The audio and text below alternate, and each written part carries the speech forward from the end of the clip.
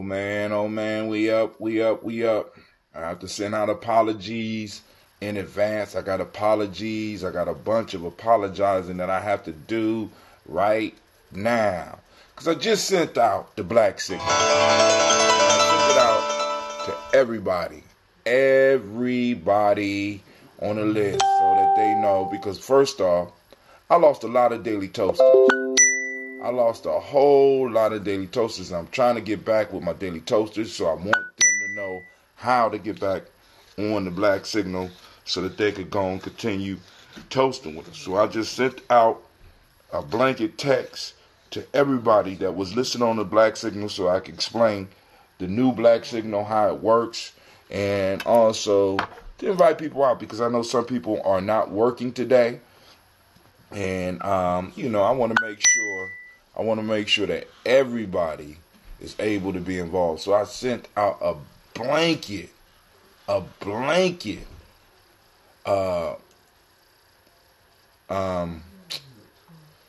text. So, like I said, I'm asking for forgiveness in advance.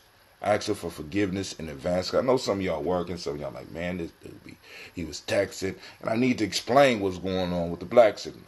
During Kwanzaa, during Malcolm X Festival, and all the other stuff that we do when I'm trying to help bring awareness of it, I sent out a mass text. So in the mass text, what that does is that gives people the information that they need so that they can get on and they can check out the show or they come. Well, actually, for the black signal, I don't text the black signal for shows. Usually, I don't. But since we switched to black signal, the numbers for the daily toast have went down, and I want to get those people back on because some people might not know that we switched the black signal, and I had to switch it. For those that don't know what the black signal is, it's the text that may have brought you to Giami Journey right now. Now, this year we were able to do some contests, and I need to announce the winners of the contest. We only did 3 of them, right? We only did 3. So, the first winner was Tiandra Finch. I still got your prize. Miss Tiandra, get in touch with me so I can get you your prize. I will be calling you. Sister Sheila, she got her stuff. So, we're going to give. Well, first, let's do this. Let's give a round of applause for everybody that participated.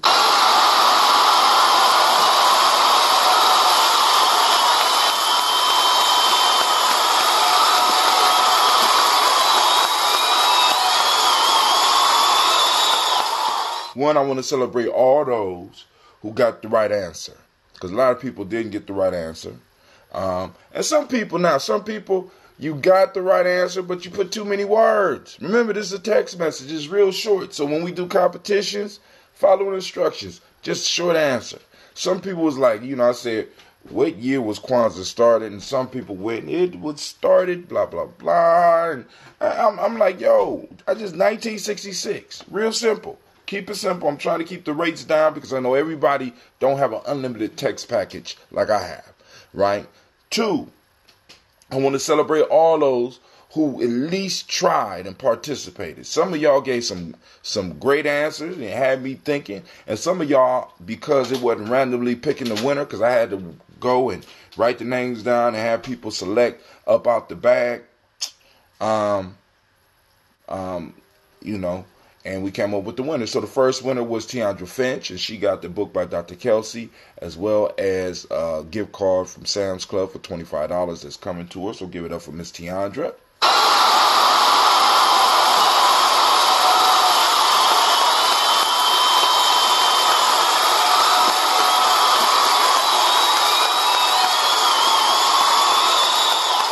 By the way, Tiandra is a daily toaster, right? I told y'all, hey, listen, I'm not playing. The next winner was Miss Sheila. Miss Sheila Sales, she did it. Boom, boom, she got the answer right, and she was selected out of the bag. And Miss Sheila, she won. I sent her prize. So she got maybe 3 Giami Journey books.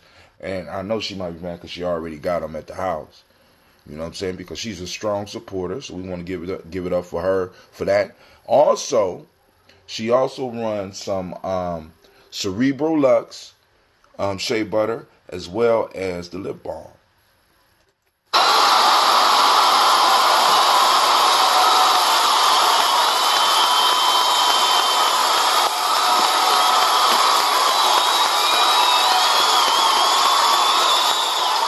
Shouts out. Also, third winner was Elder Greg Arnold. Text in, got the answer right, was selected out the bag. Want to thank the elder for participating. I'm going to get you your prize as well. It's not the prize that I thought it was. It's not the prize that I thought this it was. call is being recorded. Because I have not been able to get in touch with the brother. So it's not going to be as spectacular as I thought. But family, either way, I want to thank you for participating. I want to thank all those that did not cut off the black signal.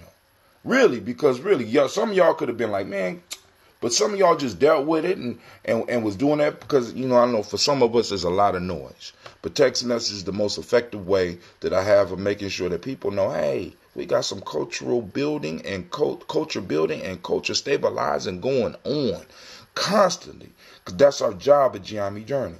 Right? So we're going to talk about this year. We're going to talk about a lot of stuff. But, of course, we got to do the toast first. And I want to give everybody a round of applause. We're going to do some Kwanzaa reviews. It's going to be a show today. We got the winner of the picture. And I know Brother Kwame is still mad because it wasn't him. Right? It wasn't him. But we selected the winner. We called it last night. We will be delivering the picture. Family, I want y'all to know that this is going to be a collector's edition. You know why it's going to be a collector edition? Because all y'all put y'all beautiful eyes on it, right? And our children are going to be like, I remember when somebody gave away one of those pictures. I want that picture. And they're going to go pay some bread for it. Somebody from our collective. Because as we start growing, and as we start appreciating ourselves more, we're gonna appreciate the times that we celebrated, right? We're gonna be pining the old days, and we're gonna make sure we want to make those days special. And what makes something a collector's edition is the fact that the people that are involved with that culture or that tribe makes it valuable, and we are making this picture valuable. And we want to give the winner a round of applause. I think it was a Judy Brown. I'm not sure. Her last name was Brown, though.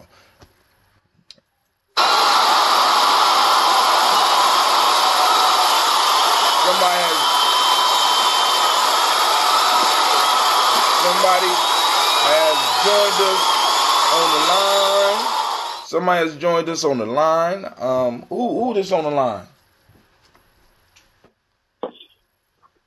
Habari Gani. This Miss Tiandra. This Miss Tiandra, what's going on, girl? How you been doing? I'm good. I wish I would have been able to make it to Kwanzaa this year, but I'm glad to get on this last call. This 2018. This is cool. Yes, ma'am. And I got your prize, so we will be able to get that to you when we can. We can talk about that off air. So this is the first winner, family. So we're gonna give it up for her again because she called in. She got that black. Did you get the black signal? Yeah. I know it sounds loud. It's loud.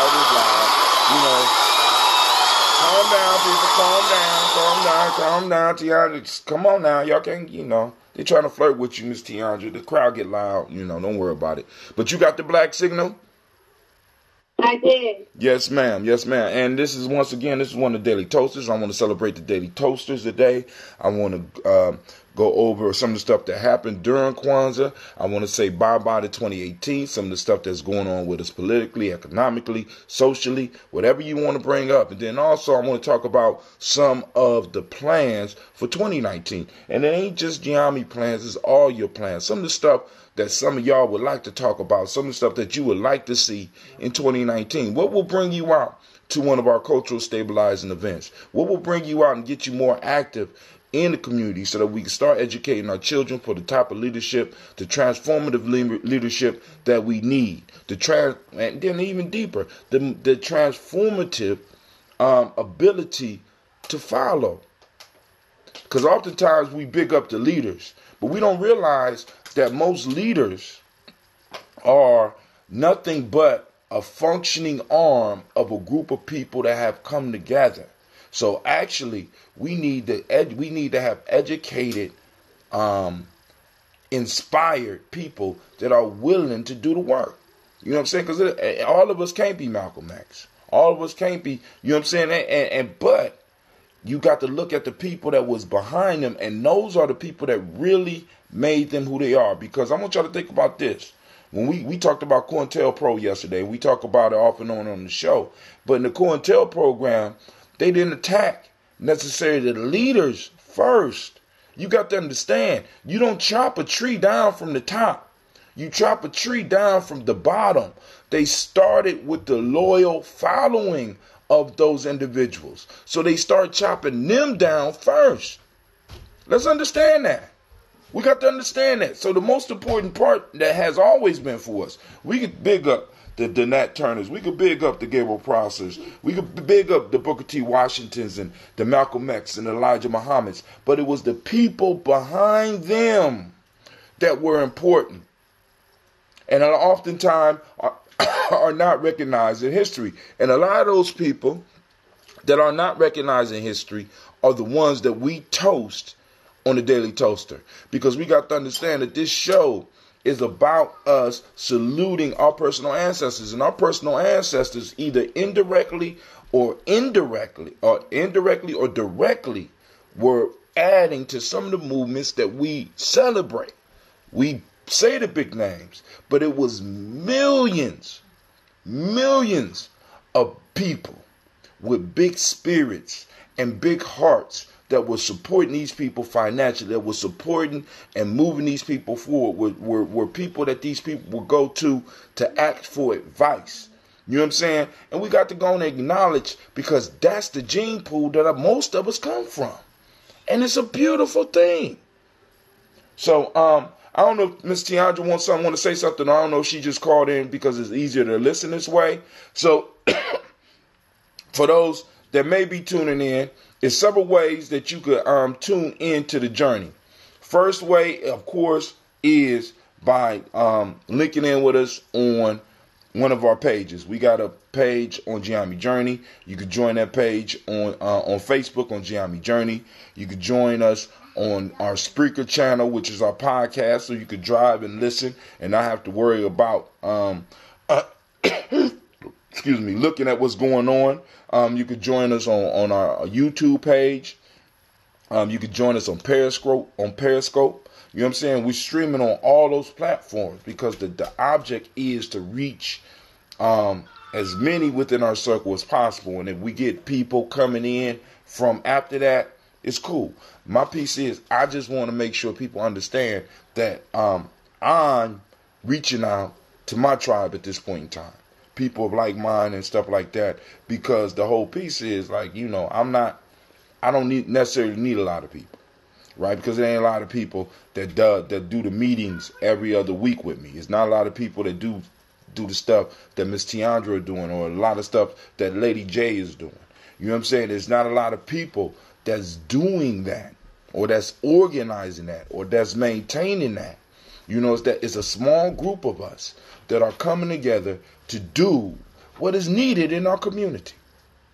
And that's the beauty of it. So I want to start off this show by first saying Habari Gani. No, it's not Umoja. Habari Gani, that was Sasha Mars. Anybody know Habari Gani? No, it's not Umoja. Today is Gani-Kuumba as far as Kwanzaa, but it's Umoja as far as the Giami family. Far as the day of the week, it's Umoja, but today in Kwanzaa we are celebrating Kuumba. So how are you going to creatively approach 2019? What creative changes are you bringing about in your life? Also, I sent out the text to everybody on the Black Signal because I want people to know how to get on the Black Signal, because we got a whole bunch of stuff coming up, and I'm going to talk about some of that stuff, right? And we're going to need your assistance, and we're going to need your participation. So the Black Signal, if you want to get on the Black Signal, all you have to do is text 77292. All you got to do is text GNJ to 77292. Now, That is the basic package. That's the basic piece. And when I say package, you're not paying for it. It's our gift to you so that we could keep you informed of when certain events are happening.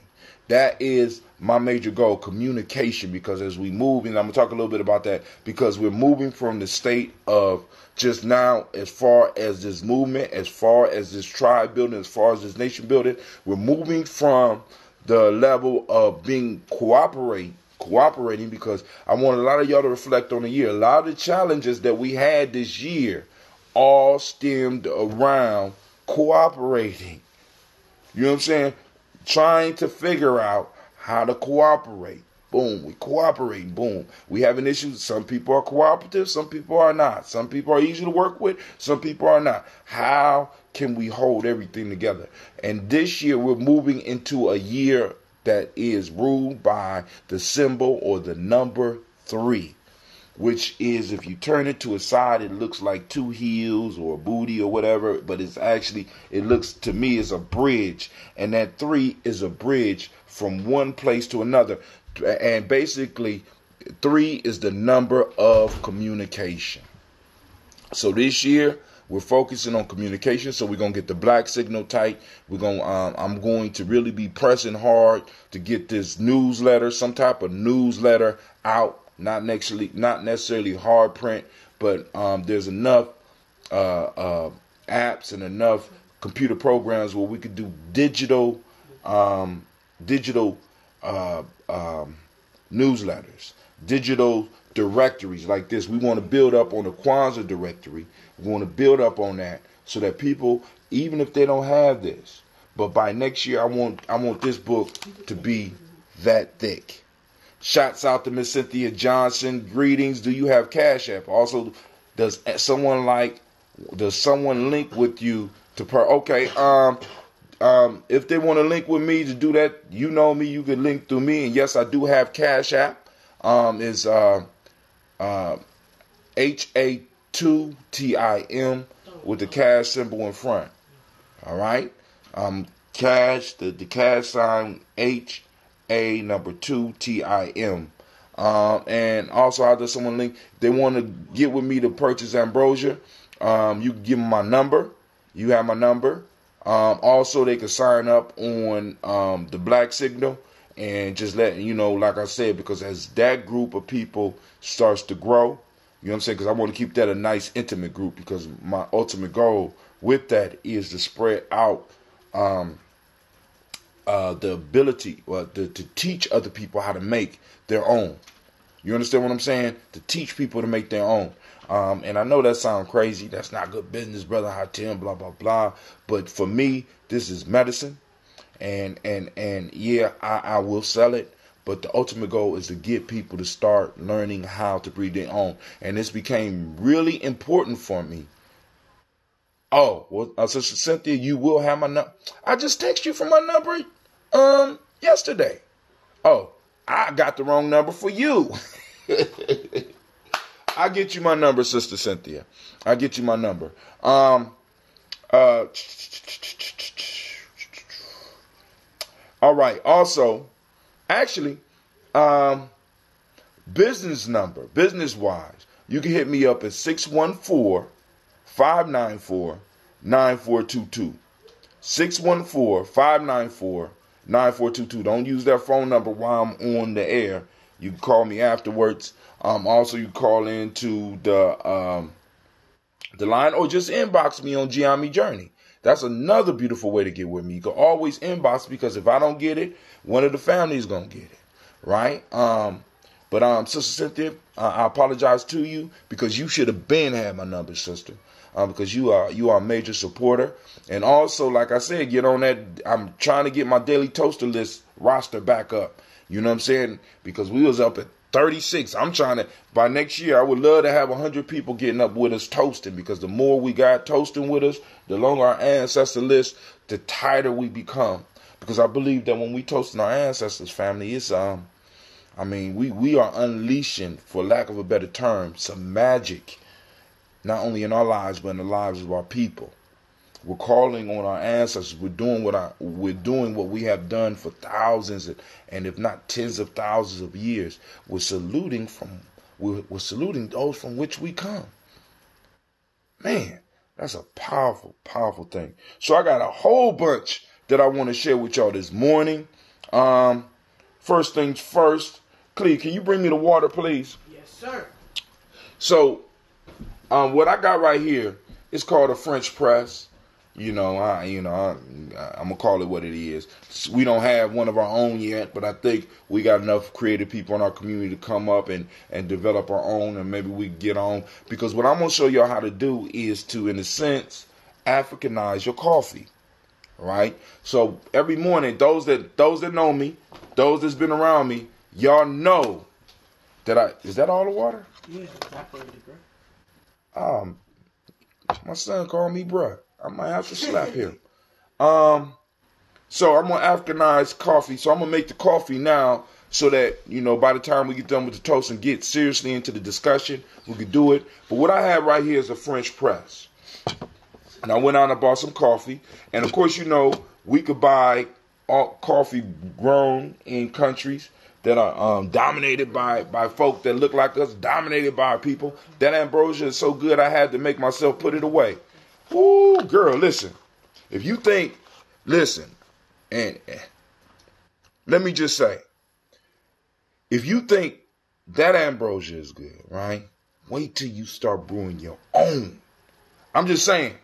I'm good, right? But once you start experimenting with your own, and after you get done with the tea and you start mixing in different things that you like, because I'm about to show you, I'm about to Africanize this coffee real quick. So first things first, I'm gonna experiment. I'm only gonna use a scoop of this time. Hell with that. We're gonna use 2 scoops. So I got me some coffee, fresh ground, right? This coffee is not from Africa, but eventually maybe we might be able to get somebody selling coffee on a regular basis. So y'all see me put the coffee in. I gotta put my I'm gonna use this spoon to start. Well, no, I'm gonna put this spoon back in here. So, brother, I tell you talking about Africanizing your coffee. What I mean, because remember I told you there's 3 basic ways that you stay. It's 4 pillars of health. One is the proper breathing, and I hope Brother Malik is tuning in a little bit so he could post up, because he's bringing the new year in with meditation. He has, they're doing it tonight, and some and maybe even Sister Roni might be either involved with that or doing her own thing, and it's like, that whole breathing piece, because the foundation of proper meditation is breathing. And sometimes retaining the breath, right? So, that's the first. The second is drinking adequate water. I got my water ready right now. We're about to do the water song.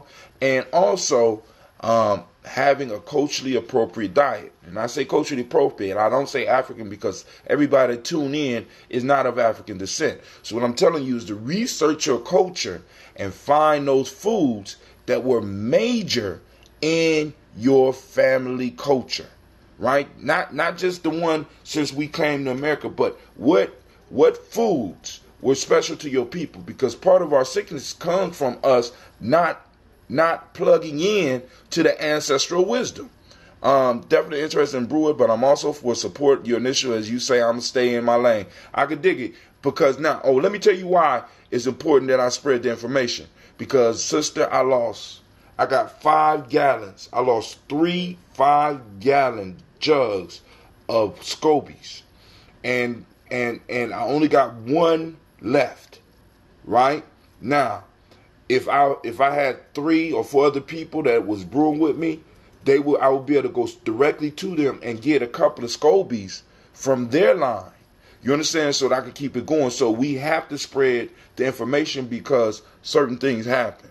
Like, my kids could be interested and they'll take off the top, and that's just like telling gnats, hey, come on. You know what I'm saying? I don't know what happened. But, like I said, people depend on me. I'm not brewing, you know what I'm saying? I don't just take the top. No. When it's bad on top, I'm getting rid of all of them. You understand what I'm saying? Because my people have faith in me, and I'm like, fuck that. You know what I'm saying? So now, I got the coffee in here. I'm going to Africanize this coffee. So we're going to take this in the French press. You got to put the hot water in. It evaporated. It's not my fault. Can you boil me some more water, Darky, please? My God. All right, so y'all see the water in there. Y'all see how milky that looks. So what I'm going to do is I'm going to let this sit for a second, and Cleve is going to boil some more water, which gives us time. Now, if you look on the coffee press, let me just pull it off real quick. If you look on the press, there is slits here so that you can pour. But when you're brewing, you don't want that because there is a vacuum seal that happens when you put the top on. So you want to make sure that you have a tight top and you are able to squeeze it down there like so that you can help form that seal. Okay? So, hey man, don't use that sink water, man. Go down there and get me a bottle of that, give me a bottle of water. You hear me? Yeah. All right. So, boom, we're going to let that sit, and then we're going to add some more water to it, and then we'll finish the process so that we can start talking. And also, for my ingredients, I have coarse ground coffee, right? I don't remember what kind, but the bean was looking so black and beautiful, I had to get it. The bean reminded me of me. I looked at it, it was shiny. It looked like it had woke up and put on some shea butter.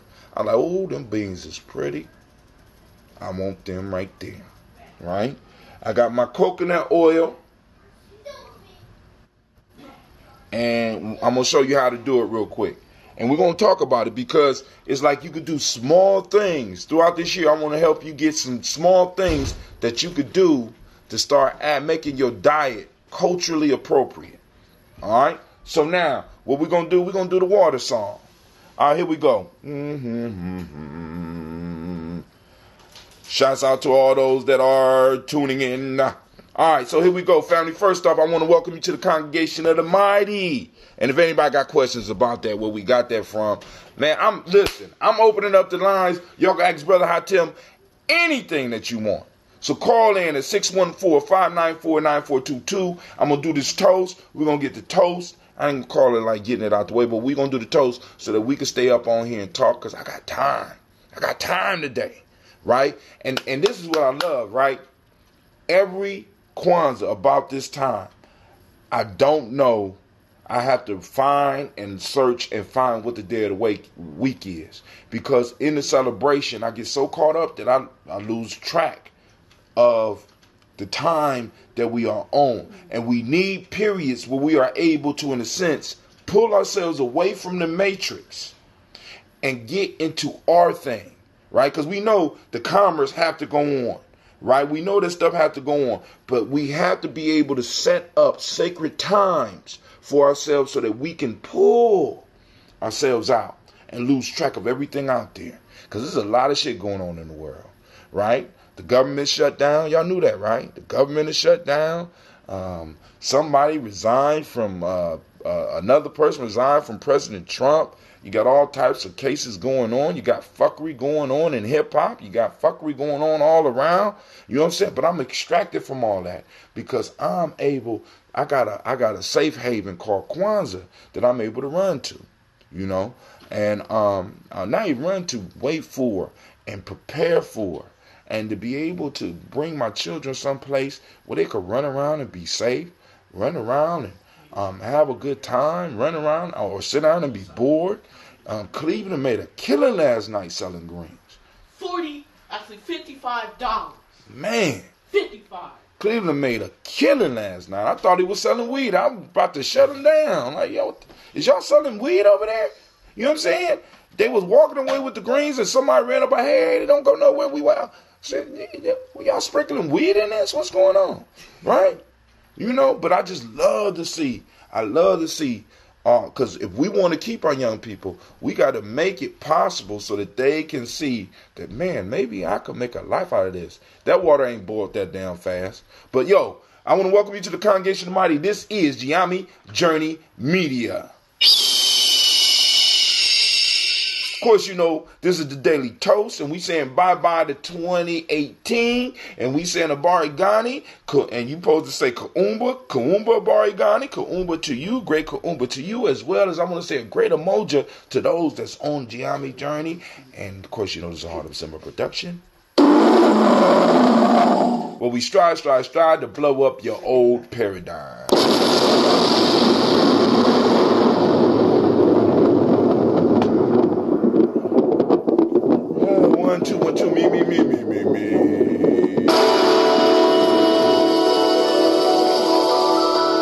last song of 2018, y'all. Shouts out to Mr. Diddy. Mr. Diddy.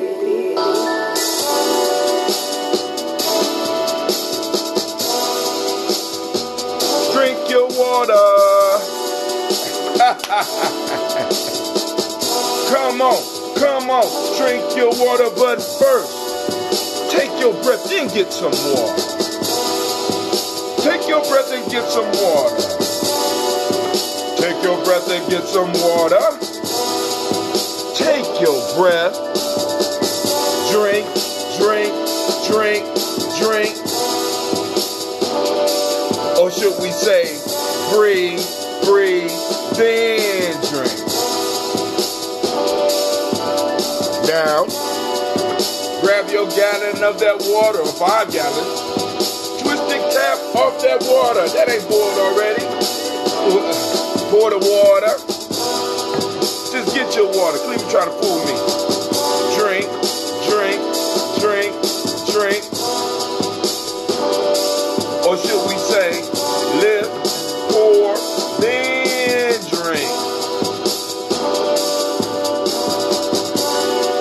Now move your body and drink some water. Move your body and drink some water. Come on, move. Move your body and drink some water. Move your body.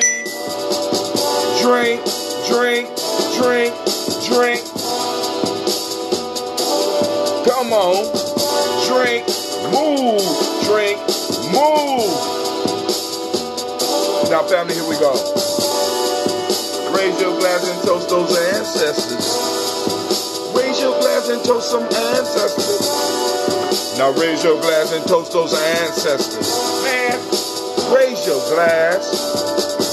Drink, drink, drink, drink.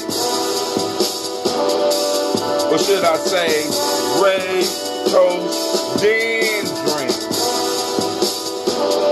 Now let's review. Take your breath and drink some water. Raise your glass and pour some water.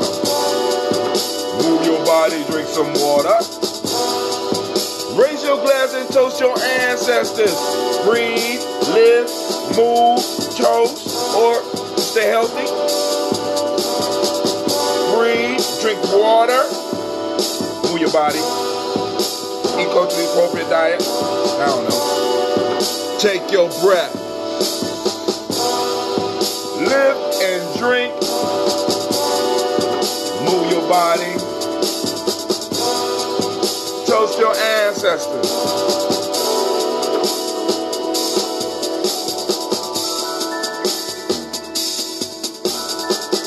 Drink, drink, drink, drink. Take your breath. Take your breath. Take your breath. Then drink. Raise and pour. Raise and pour. Raise and pour. Then drink. Move your body. Move your body. Move your body. Then drink. Toast your ancestors. Toast your ancestors. Toast your ancestors. Then drink. Drink. Drink. Drink. Drink. Drink. Drink. Drink. Drink.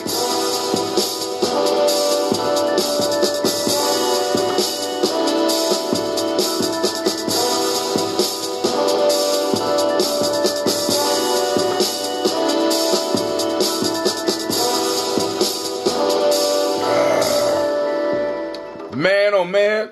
So Cleve probably microwave the water. And, I'm going to, you put on high heat on the stove and it boiled that fast? Yes. All right, so Cleve is saying that he boiled water in record time. I don't even know if this water, because he might be mad at me because I had him clean up the basement after our little accident this morning. So you pour the water in. Now, they say this is 4 cups of coffee, so they must be talking about those little fancy small cups. And y'all know, brother, how Tim don't do no little. Yeah, those that know me, y'all know my coffee cup is major. This is the Giammi Journey version of the coffee cup, right? We can, boom, boom, boom. So we got the French press. Now remember, you want the lines. You don't want the lines up front. You want it to be able to seal. So you're gonna put it to where it's totally sealed, and it could sit for.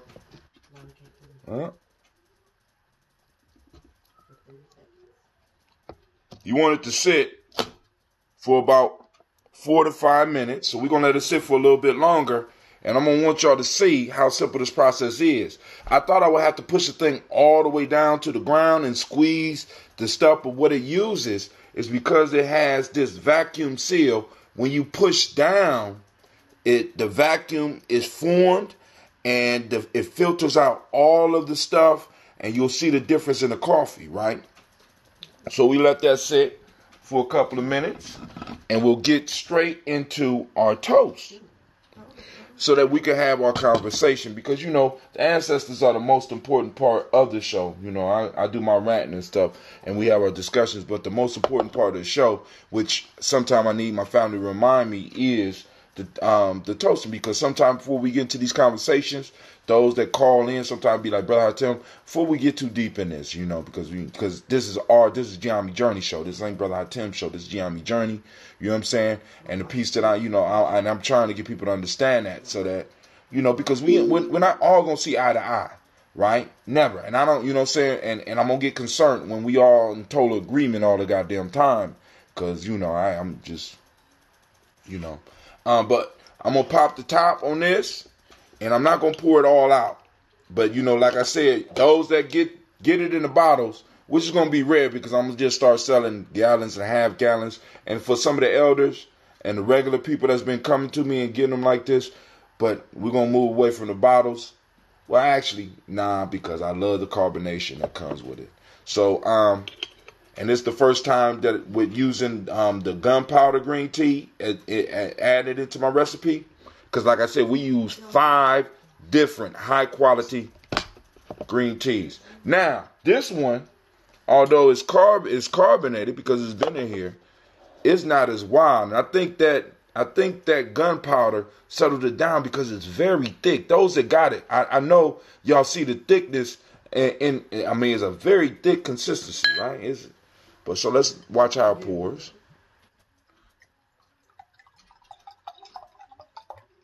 So we're going to see how it does tomorrow. I'm going to grab another bottle tomorrow. It's bubbly just a little bit, right?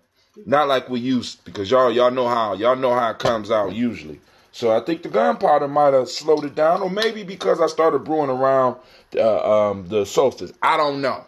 I won't claim to be an expert on that. But the scent is very good. I did pour it all out, but I'm not gonna drink it all. Remind me not to drink it all because I'm gonna use it to help Africanize my coffee. Somebody else is on the line. You want to introduce yourself before I get into the toast real quick? This is Brother Shaka. What's up, Brother Shaka? Welcome. All right. So we're gonna do the toast real quick so that we can go on and have a conversation that is needed. Then I'll let other people know the lines are open, because some of the family know the lines are open because they get that text. They get the number on the text. I try to put the number on the text. So I want to make sure that everybody is up on Spreaker, because we might have a few people listening on Spreaker and I'm not seeing their stuff. So we want to make sure that the Spreaker channel is up. Okay, cool. All right, cool. Where's my discussion? I want this discussion. I want to have that discussion. Oh, no. Well, no, let's go here. Maybe it's that. Cool. Live chat is up. Let's see, just in case I'm missing stuff on Hootsuite. Okay, cool. All right, we up. All right. I might need to pull up my own Facebook page so I can make sure I'm not missing anybody here. But first salute the creator, or whatever name you choose to call that creator. We lift up our glass and we salute that first source. You know what I'm saying? We lift up our glass and we salute and we say, Ashe. From there, family, we move to the list of our ancestors, our collective ancestors. Let me get my because I still haven't been to the store to buy the book yet, so I need to apologize. We got to use the old book, which is cool because it served us well. All right, cool. Here we go. Miles Brown, Ms. Ann, Robert Texana Davis, Herman Brown, Senior, Rosalie Tilly, George and William Walter, Christopher Patton, Gaston, Lee, Uncle Chris Fiend, Cleveland, Geneva, Brown, Margaret Ellis, Wash Ellis, Cecil Ellis, Alvaro Brown, Gina Gaines, Herman Brown II, Barbara Twiggs, Wash Ellis Jr., Katie Ellis, Nikki Ellis, Jamon Jones, Jeremiah Tappan, John Fallar, Montague Pittman, Nomo X, Pet Mott, Rob, Malika Fakur, Dr. Marion Williams, Kojo Kamal, Elder Farmer,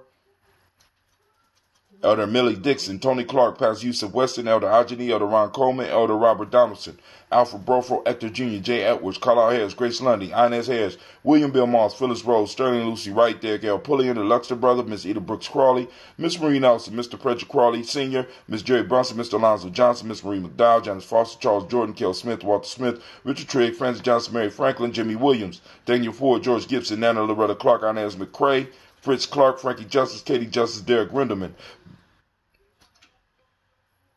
Virginia Rogers, Reverend James Smith, Louis Henderson, Calvin Spratling, Mary Elizabeth Walker, Raymond Walker Sr., Sarah Jane Carter, Michael Ford Jr., Kellen D. Russell, Susie B. Smith, Teresa Clay, Melvin Dale Hodge Jr., Herman Copeland, Mildred Copeland, Jenny Clay, Bird Beatty, Sarah Weller, Vita Farmer, Agosa Sue, Shell Harvey, Aunt Charmaine, Aunt Evelyn, Deolis Hasbury, Harvey Hasbury Sr., Leonard Dickinson, T.C. Islam, Terrell Dunbar, Will Thomas, Sarah Berry, Mark Walsh, Merle B. Thornton, Pearl G. Thornton, Ida Johnson, Florence M. Carter, Joanne Thornton, Erica Tricia Lewis, Juanita Wright, Robert Wright, George Wright, Mary Eliza Frederick Davis, May Elizabeth Rogers, May Esther Keechler Reese, Linda Watson Hammonds, Jarrell Giles Watson, Sparrow, Slimmy, Selvin Lewis, Andrew Holmes, Pearl Moore, Percy Moore Jr., Mildred Owens, Booker T. Bowden, Charlie Hunt, Sammy Stover, Hilda Pearson, Sturgeon Thornton, Richard Thornton, Lupina Hall, Freeman Bankster, Mary Moss, Sophia Peacock, Willie Thornton, Napoleon Kennedy, Mark Ramsey, Paul Ramsey, Matt Ramsey, David Ramsey, Charles E. Thornton, Frankie Quells, Urania Thornton, Bernice Quells, Ernestine Jackson, Frankie Johnson, Teresa Mormon, Leon Johnson, Charles Bell, Vivian Ramsey, Essie Johnson, Del Rita Johnson, Leon Johnson, James W. West Sr., James Parham, Dana Jones, Henry Worrell, James Farmer, Mary Chavez, Leon Grace, Bessie Johnson, Hattie Sylvester, Mary Moreland, Paul Moreland, Elder Caleb, Rosemary Martineer, Elder Imhotep Wellman.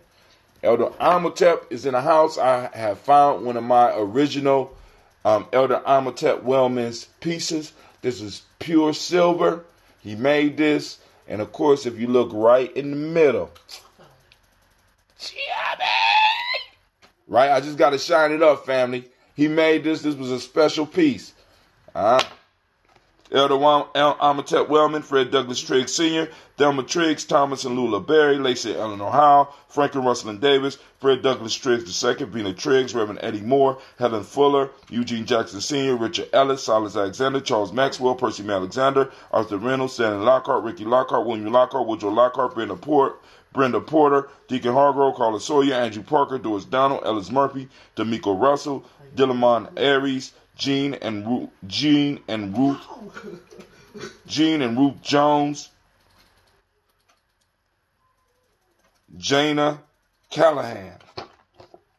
We got William Walter West, Nigella Paris, Elder Basiji Falani, the one and only Elder Basiji Falani, Jim Robinson, Gladys Johnson, Valerie Clark, John and Mary Sullivan, Dirk Johnson, Antonio Johnson, Delise Waters, DeFriedis Hines, Inez Bostic, Edna Bostic, Winifred Scantleberry, Wilson Hadley, Elma Hines, Phyllis Lee, Eugene Spratling, Calvin Spratling, Charles Wooden, Penny Brown, Roy Lee Print Up Jr., Miriam Johnson, Wilbert Longmire, Edith Catney, Janice Carter, Michael Carter, Leon Peanut Carter, Margaret Carter, William Carter, Lisa Jordan, Charles Lee Mosley, Dorothy R. Blair, Ransom Evans Sr., Sam Evans Sr., Nalon Blair Sr., Edward Stevens, Sue Ann Stevens, Joe Davis, Timothy Butler, Gene Holmes, Dana Jones, Peter Charles, Christy Nichols, Cardinal Robinson, Rosemary Charles, Ada Pearl, Bob Ingalls, Jack Wallace, Warren M. Finch, Warren P. Finch,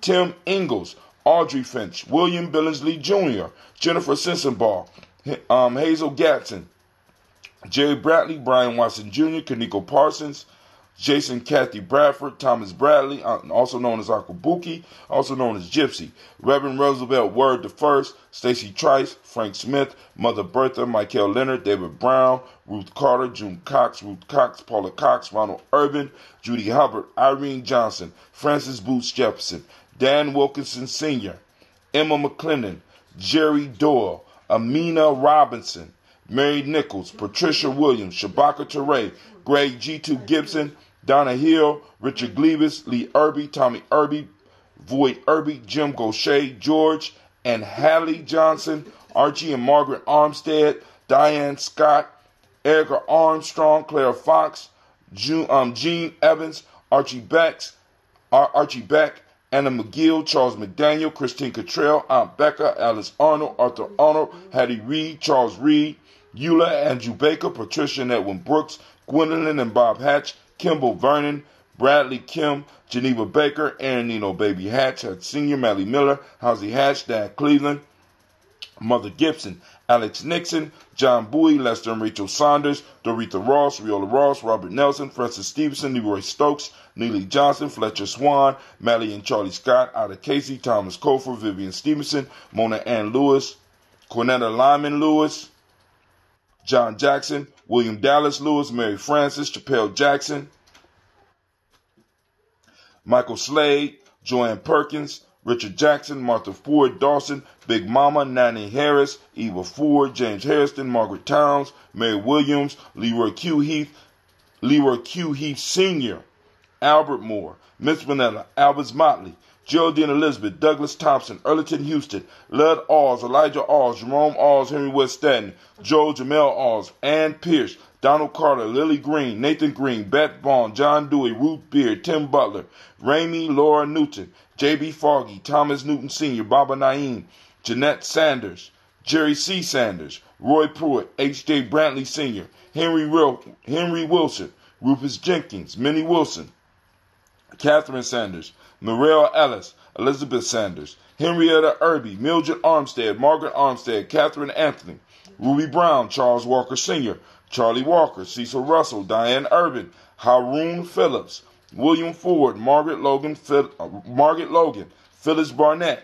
Lee Urban Sr., Michael Urban, Ozella Watson, Hugo Watson, John Caldwell Sr., Robbie Lee Caldwell, Nevaeh Mitchell, Ron McCormick Sr., Sabrina Easley, Rayshawn Easley, Javea McCormick, Barbara Ann Reed, Dorothy Ann Reed, John Reed, Shechem Aha Reed Jr., John Reed Jr., Patricia Reed, Edward R. Benson Sr., Ethel H. McNair, Lois Fernandez, Jacqueline Broadus, Reginald Oliver, Mazarine Cofer, George Swan, Edmonia Grayson, Charles Scott, Charles H. Scott, Michael Morgan, Charlene Morgan, Sybil Edwards McNabb, Annie Ferguson, William Ferguson, Shelby McClendon.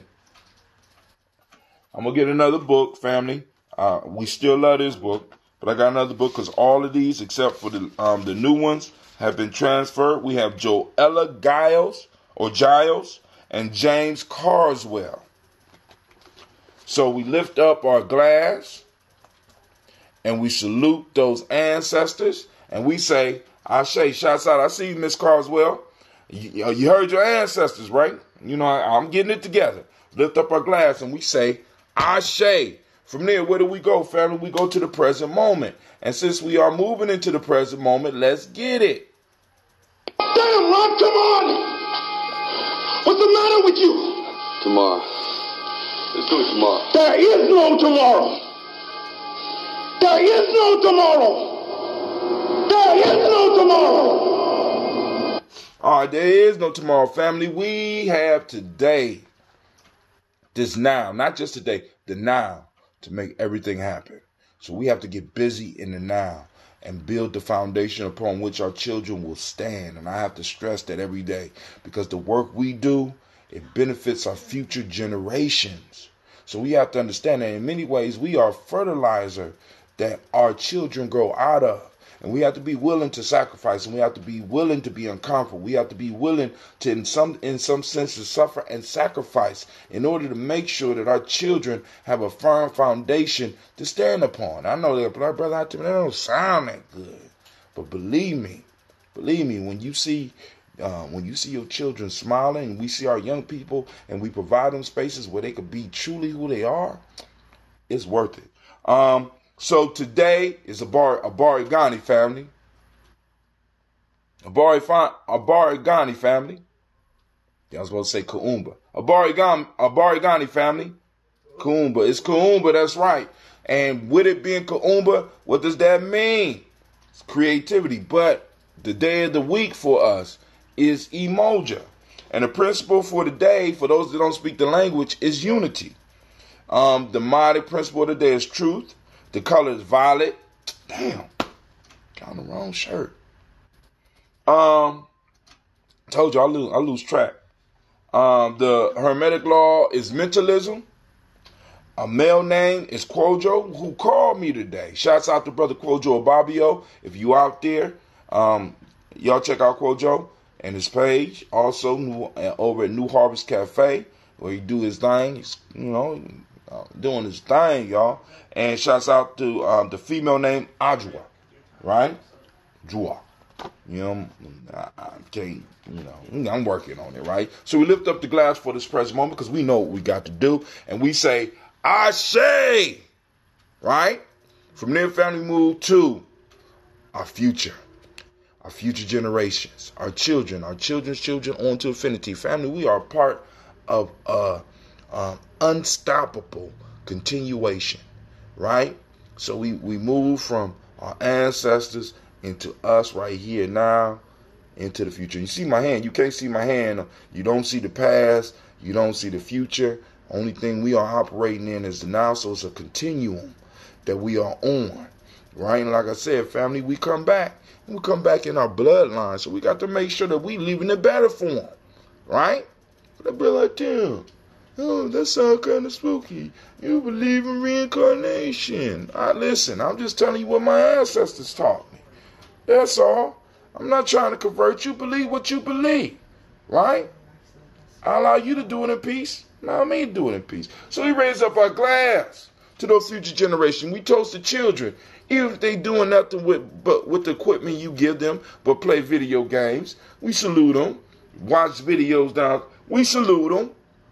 We salute their children and their children's on to infinity. We say Ashe, and family, that in this now, because this is deep, right? In this now, we are responsible for the next 7 generations. That means that if we fuck up, the next 7 generations is going to be messed up. Now, if you lived your life like that, understanding that, think about if every time we greet each other, we realized that we were greeting each other, not just for ourselves, but we greeting ourselves for generations to come. Lift up our glass and we say Ashe. Last but not least, but this ain't last, family. We raise up our toast to all of our relations, and we say Ashe. Where we go from there? From there, this toast is for you. I call it that selfish toast, right?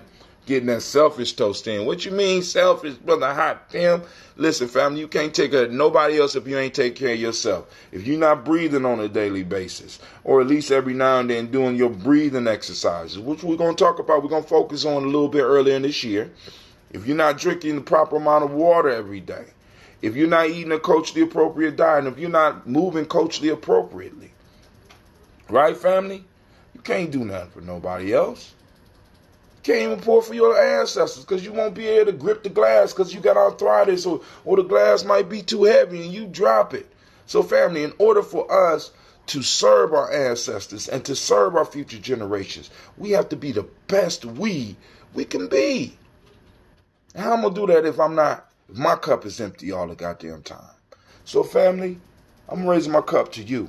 And I'm asking you to fill your cup. What is it that you need? Right? Focus. Get that energy. We got this energy. We called it up in here. Let's get that energy moving for us in the proper direction. We say, Ashe. Somebody crying. Real life of Giami journey. All right. We lift up our glass for this last toast. And I toast the most beautiful, most magnificent, most powerful being in the room. And that just happened to be you. And with that, we say, Ashe, Ashe, Ashe. Now the family lines are open. I'm about to put it up. We got 3 people on the line right now.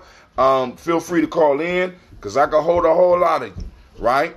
I can hold a whole lot. Now, I'm going to sip. Hey, girl, I'm on my show. Real life here, Jenny, keep your feet to yourself. Go practice your kata, man. Here we go. I'm going to sip this because I'm about to make this coffee for y'all. Hot damn. Yes, Sister Cynthia, you right. I haven't had it. Where it's set in the bottle. Man.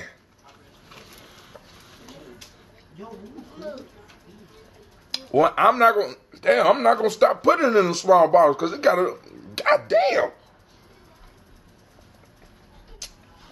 All right, let's finish this coffee and then we're gonna move into the discussion. All right, family. When I talk about why you come up here messing with her, so here we go.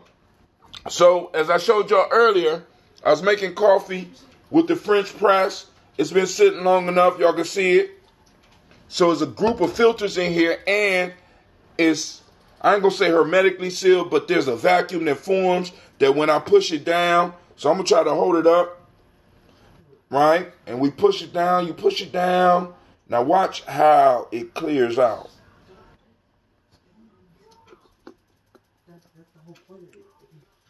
You see that? You see how it changed? Now, what we're gonna do is we're gonna Africanize our coffee. We're gonna make our coffee culturally appropriate. Now, there's a lot of people that use MCT oils, which are good. They're more refined, right? And we understand that oil, in order to get the oil, it takes a lot of refinement. So a lot of people move away from the oils. But one of the reasons I use coconut oil is because coconut oil, first off, coconuts is where we come from, right? There's a lot of coconuts where we come from, right? Coconuts are high in fats, right? Now, what is the best fuel for your body to burn? Anybody? What's the best fuel for your body to burn? The best fuel is fat, right? Because it burns slower. It's a longer, steadier burn. It gives you a steady level of energy. And this is why your body stores fat. It don't store sugar. It burns sugar. It transforms everything that's extra into fat. After it poops out and all that, it stores all that's good as fat. So one of the things that coconut provides your body with is fat. And this is culturally appropriate. So I take a little bit of this coconut oil and I pour it in my coffee cup. I ain't pouring it in my French press. No, we ain't gonna do that.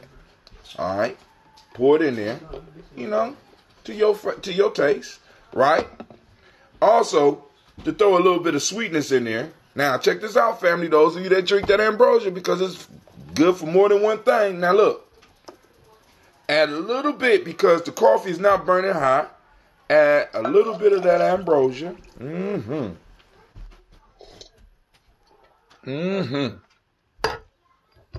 Then you add the coffee. Somebody hung up. I'm sorry.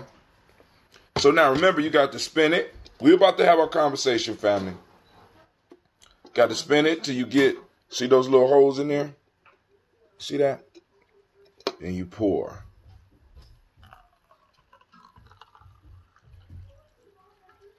All right. So we got some coffee left over that we could use a little bit later in our conversation. And we take our little spoon and we stir. All right, so now the lines are open. Let me make sure that everybody that's on, that want to be on, can get on. I'm going to sip on this and let y'all know how it tastes. I already know how it tastes because I make it often. But now I got my French press. I ain't got to stop at I could monitor how I do it. The number is 614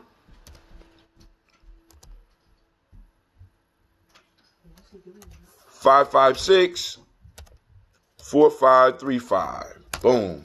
There we go. I posted it up. Now let me put it on Spreaker. Call in number 614 556 4535. Also, let me post it up on my Facebook page.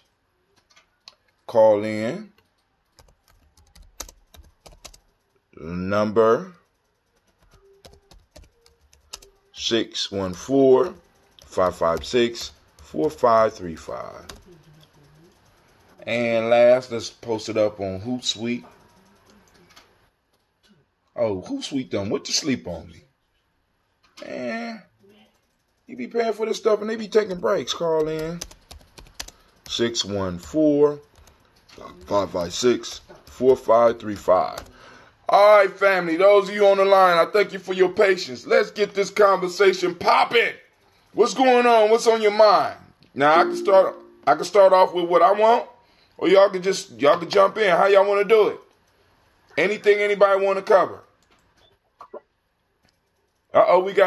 We got Shaka, we got Miss Tiandra, and we got look like Brother Quasey's number. If so, that sounds like an all-star lineup. So now, family, one of the things I want to do was, cool. Let's review 2018. What are some of the things that you want to say goodbye to in 2018? What are some of the things that in the news that we need to really look at to review 2018? Because we got a little bit of time today. You know what I'm saying? Let's go and have this discussion. Also, using your creativity. How will you creatively approach, this ambrosia is good. How will you creatively approach 2019? And stuff like that. You know what I'm saying? So let's get the conversation popping off. Anybody got anything they want to share from 2018? Some of the steps that you made that improved your life, that improved the community, some of the work that you're doing, some of the stuff that you're most proud of. Can somebody give me a napkin or something? Yep. Well, everybody on the line, nobody got nothing they proud of? Y'all must be some gangsters. Say again. Yes, ma'am. I can hear you. Yeah, I agree with Quasey. You said it was an all-star lineup. I agree with that. But for the past couple years, the Spirit has given me a theme of what this year is going to be, and which I am really grateful for. And for 2017, it was freedom, and then it transitioned into surrender. And then this year, early in the year, I was told it was going to be my year of abundance and humility, and definitely experienced both. And so just really grateful for that. So I'm just excited to see and expectant to see what the Spirit will tell me and lead me towards this year.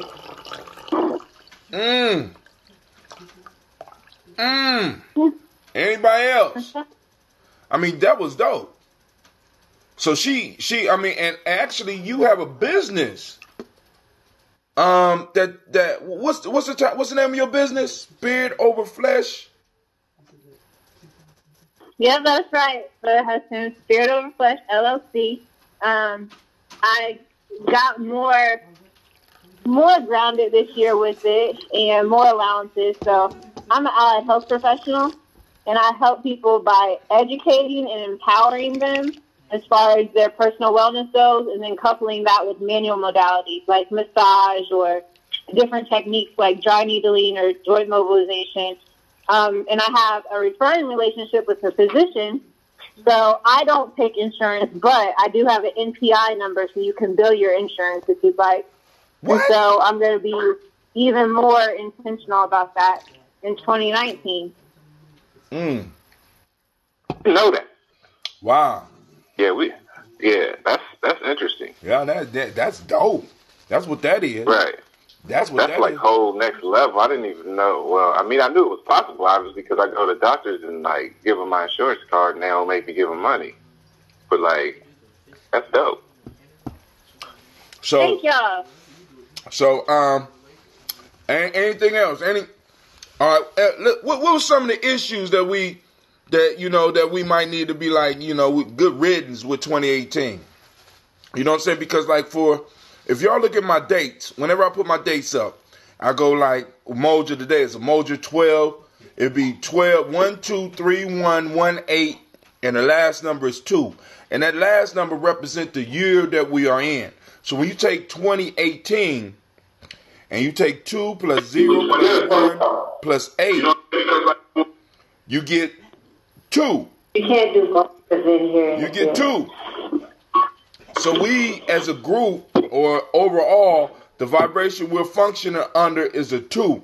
And one of the things that I'm looking forward to seeing good riddance of in 2018 is the test of cooperation. Now, not that we don't need cooperation, but I've seen a lot of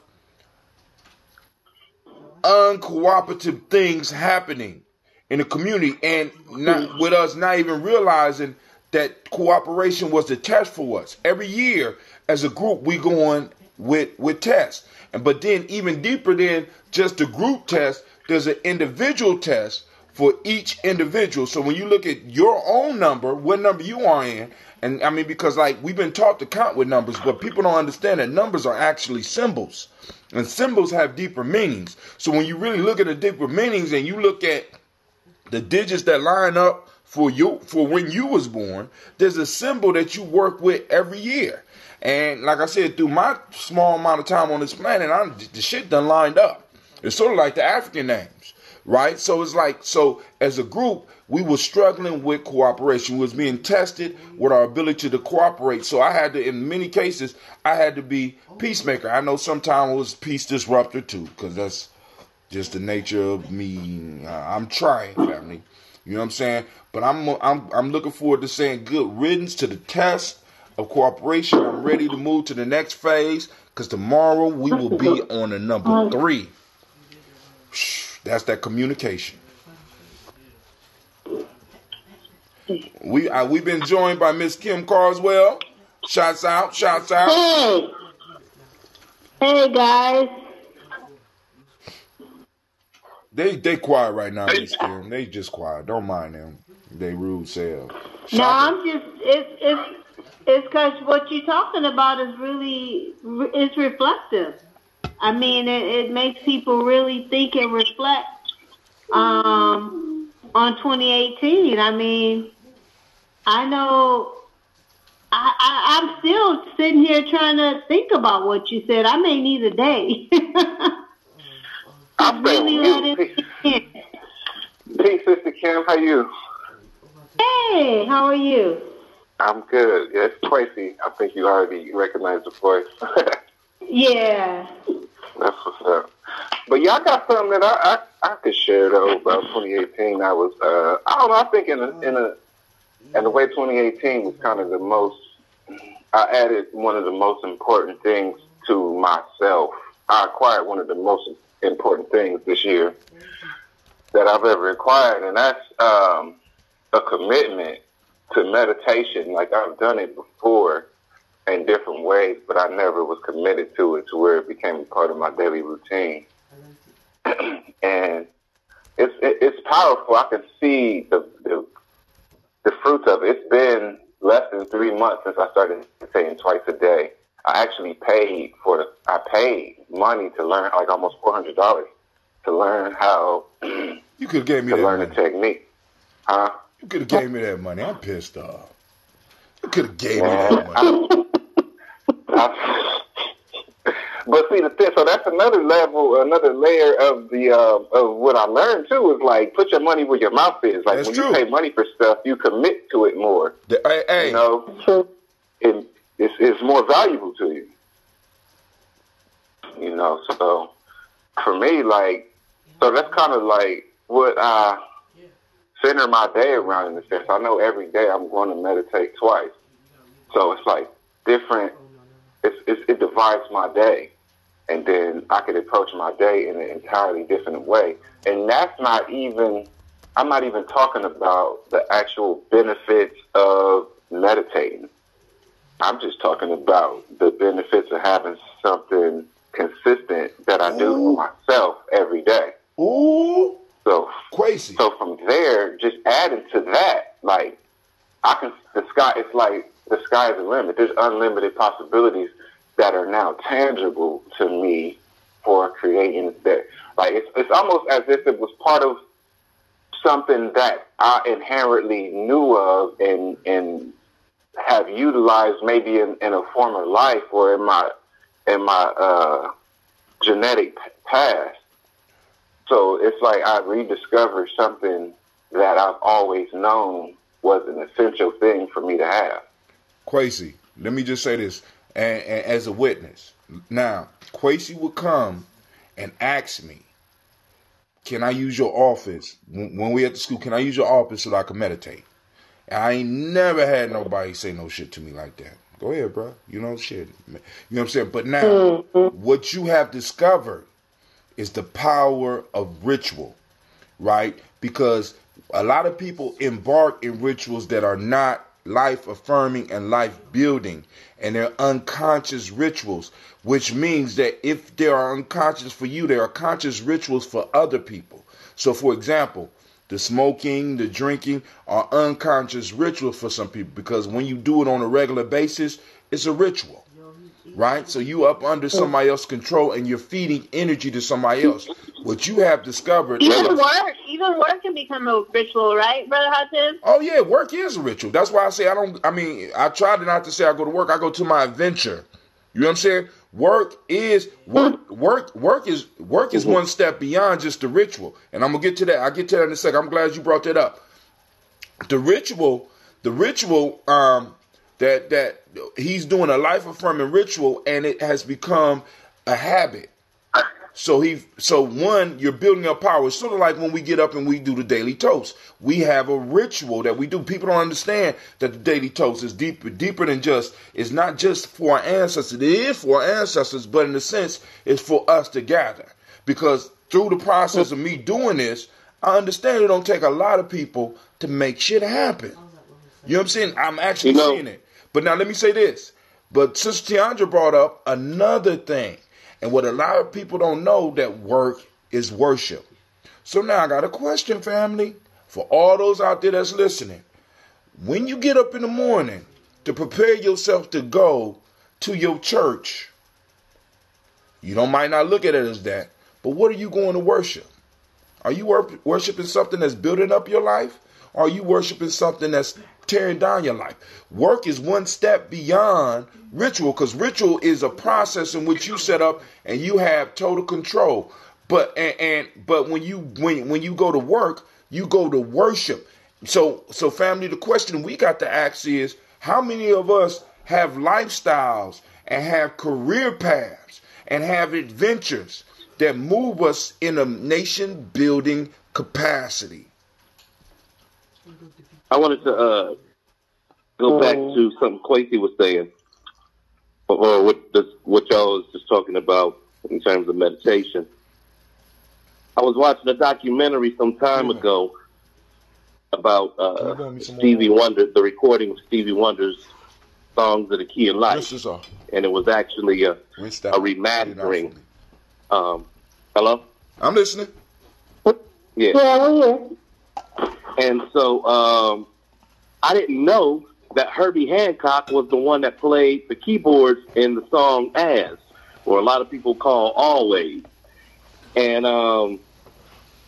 Herbie was telling the story about how, he's a Buddhist. And so during the session, they had a long session, and during the session, he went over to Steve and he said, do you mind if I go outside and meditate?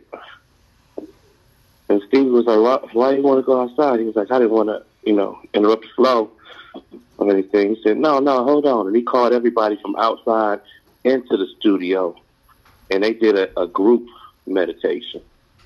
And so that was during the recording of As. And so I always wondered why there was such a, it's just layers and layers and layers of greatness. And you listen to that recording. If anybody that don't know what song I'm talking about, it's the one that they had on. What was that? The Best Man.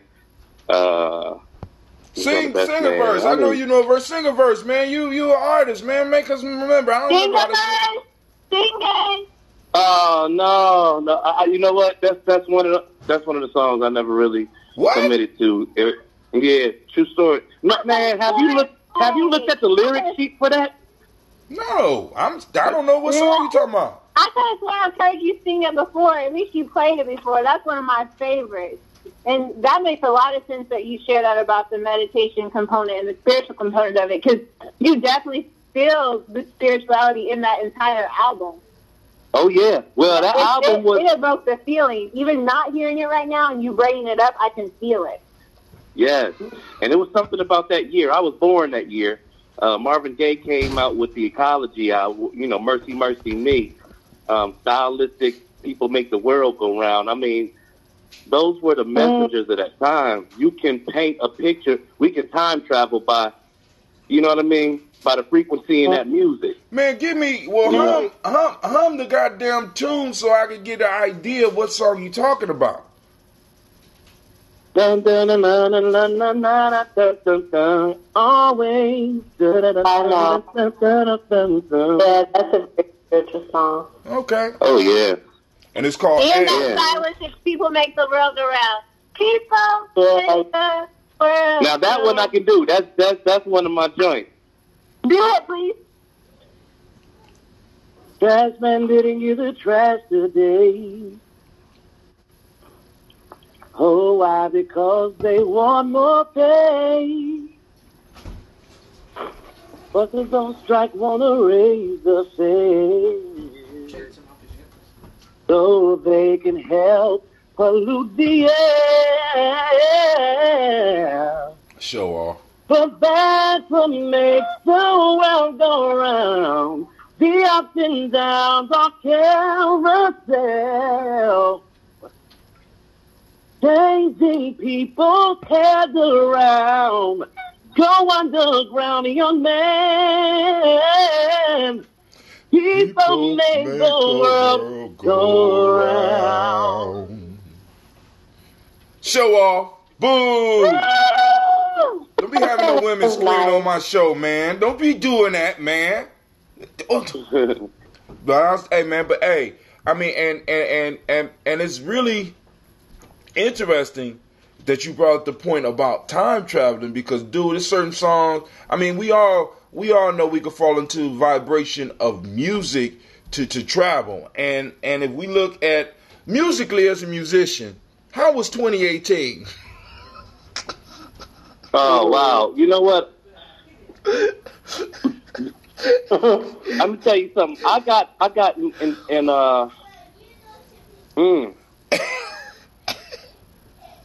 I'm sorry. All right. Let me just say it like this. One of my favorite artists, Anderson .Paak, dropped one of his weakest. Yeah. I mean, and I'm thinking conceptually weakest. I don't know. I wasn't impressed. I wasn't impressed by those who I'm typically impressed by. So I think it was a very mediocre on what he dropped. I mean, I don't like Anderson .Paak just because I didn't know he had other stuff. But whatever he dropped this year, I didn't like it. Oh, so man. If he got something better, then I might need to check that out. The only thing, listen, that Anderson .Paak and what he has, fine, but in comparison to everything else that came out this year, I still think it was a top album that you could listen to from top to finish. And honestly, Astro World was too. You could listen to that. But okay, I'll shut up. You know I speak for the young people too. Yeah, all right. I think the only thing, really, I'm going to be honest with you. His showmanship in live performance impresses me more than his recording. So if it equates to you looking for what I'm looking at in Anderson .Paak and what made him my favorite, is that NPR Tiny Desk concert that's about 15 minutes long.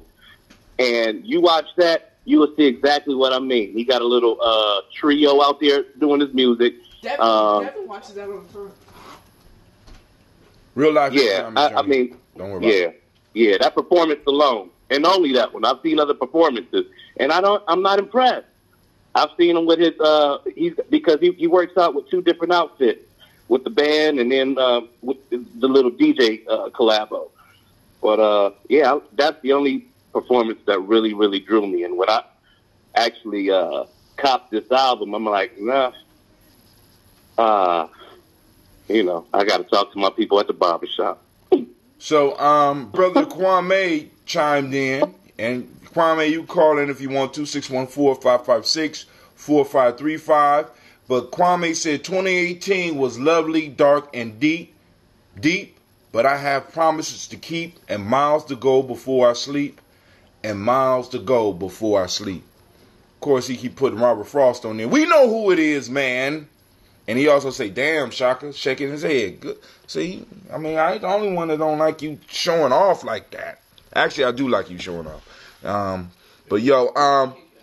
But family, I mean, so musically, but now one of the things that Tiandra, for you musically, 2018, because like I said, you try to stay in tune with the young people.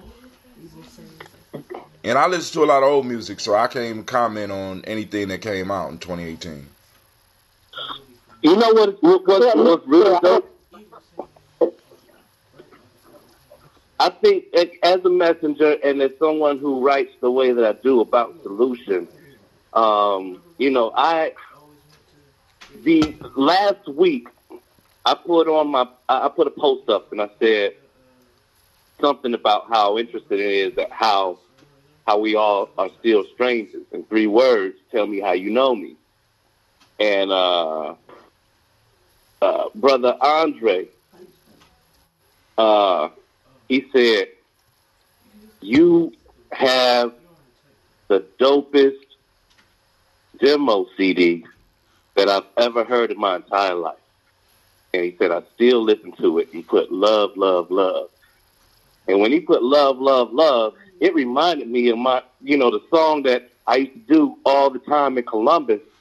And I'm listening to the lyrics, and everything I was saying then, it still takes precedence today, and everything involved in what in what was mentioned in the song. So when I listen to other messengers like Marvin Gaye and Stevie Wonder, Donny Hathaway, Earth, Wind and Fire, the Stylistics, those are the ones who bring that timeless music because it's based out of principle, and that's what I listen for in everybody's music. Sometimes somebody sounds super duper prophetic, and then they do something that makes no sense whatsoever. And I think that being able to bring that character not into just the nature of that individual's music, but in terms of the collective of artists who are around them, and that's why Vanguard is important.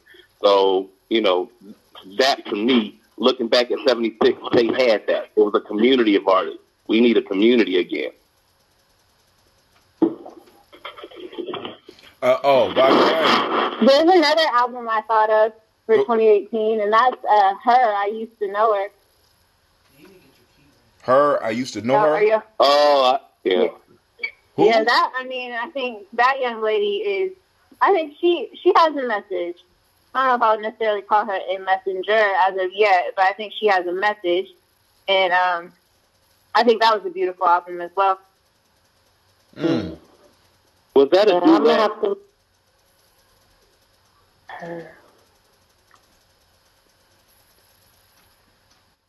Miss Kim, was you saying something?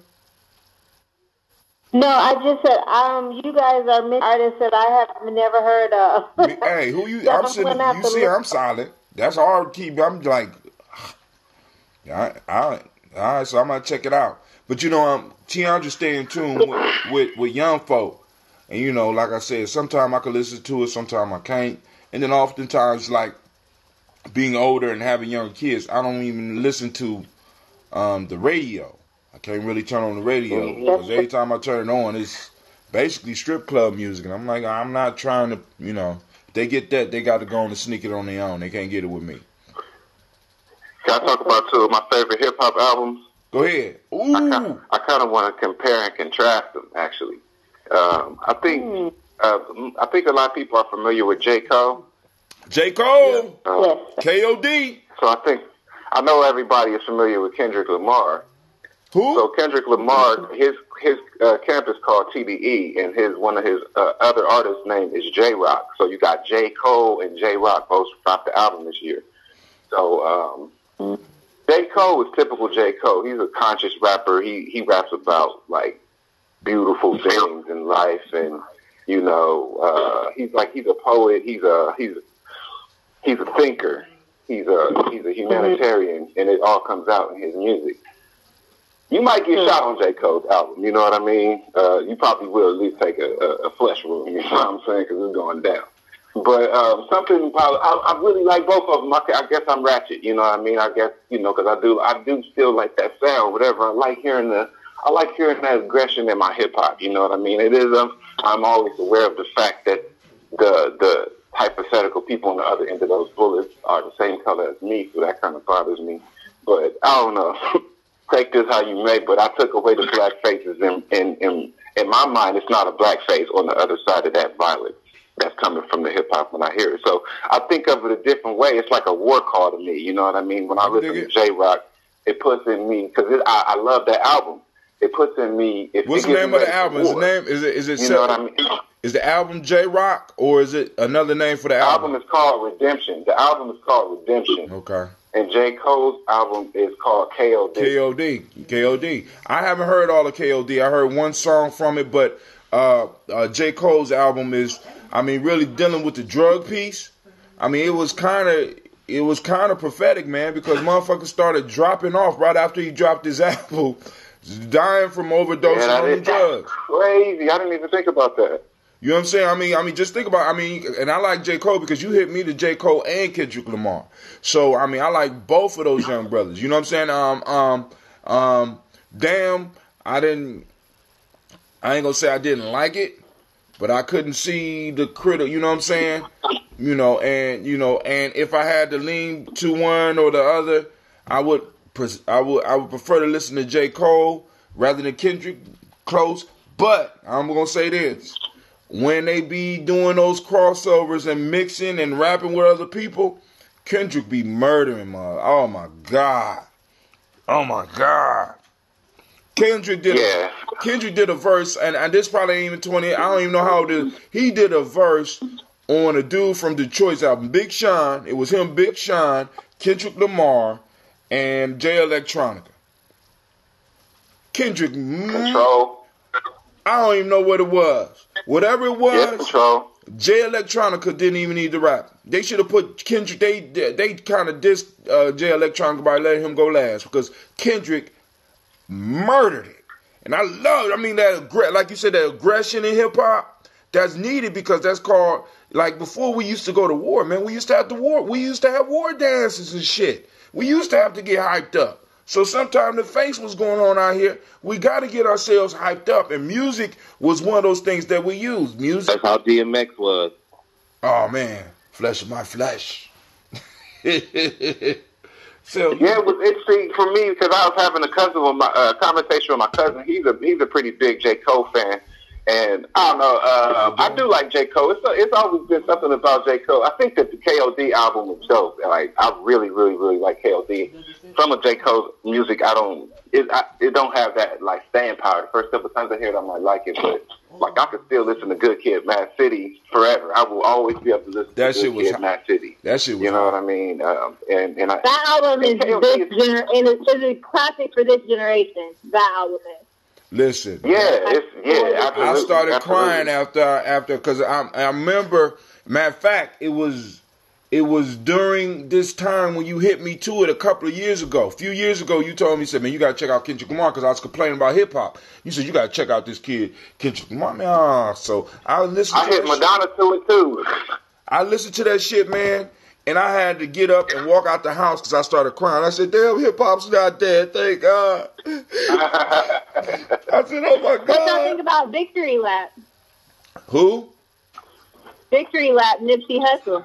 Y'all listen to I heard Nipsey. I haven't even heard that. I have to, with Nipsey Hussle, and, I mean, because I'm understanding a lot of these young boys is cold. But like I said, a lot of times I don't have time to go through all they shit. And then on top of that, I work on a job where I do have time to listen to stuff, but I have to be very selective about what I listen to because any cuss words and the kids is going home telling their mama that Mr. Brown is listening to inappropriate stuff and I got to be able to justify it.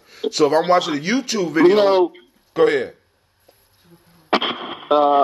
Can somebody tell me who XX was? I can't.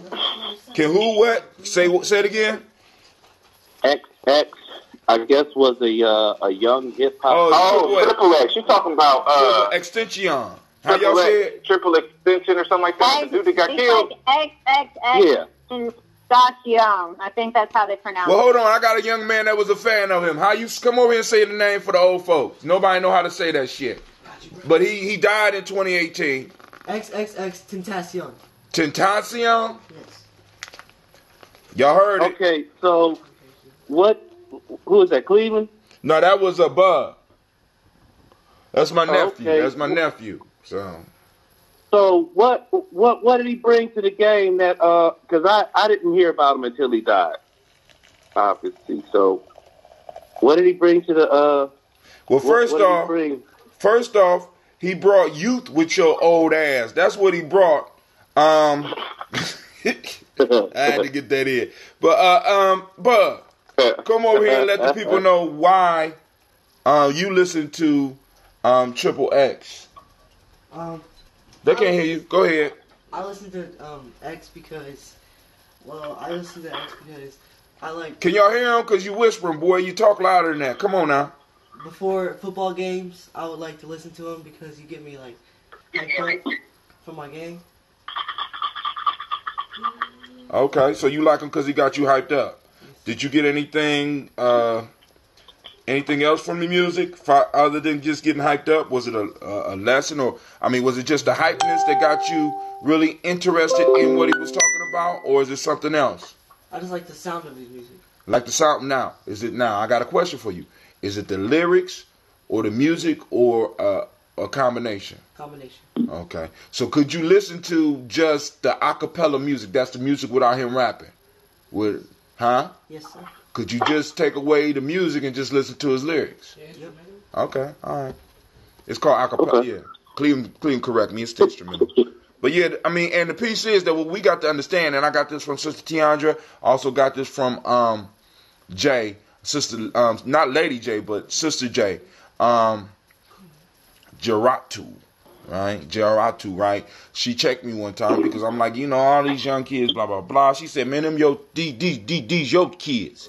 So you can't just be dogging their music. And when Tiandra came into my life, she basically told me the same thing in a nicer way because Jay mean as fuck. But Tiandra brought it to me in a nice way, and it's like, yo, bro, I tell him you can't be working with these young people and not really give their music a chance. So, I so every now and then I try to listen to it, and I've stopped being so judgmental because I remember that my elders used to pine about the old days like I'm doing right now and be like, y'all ain't listen to no music. You ain't no music. You know what I'm saying? And we gotta watch that. So now let's move off of music a little bit in 2018. How about, is it something in politics that y'all are looking forward to saying goodbye to? Is it something in economics? I mean, come on now, let's expand it because 2018 was a big year for change. Shit. Wait, one more thing on music real fast. Go ahead. There's a young man in the city, his name's Soop, Soop. Are y'all familiar? No.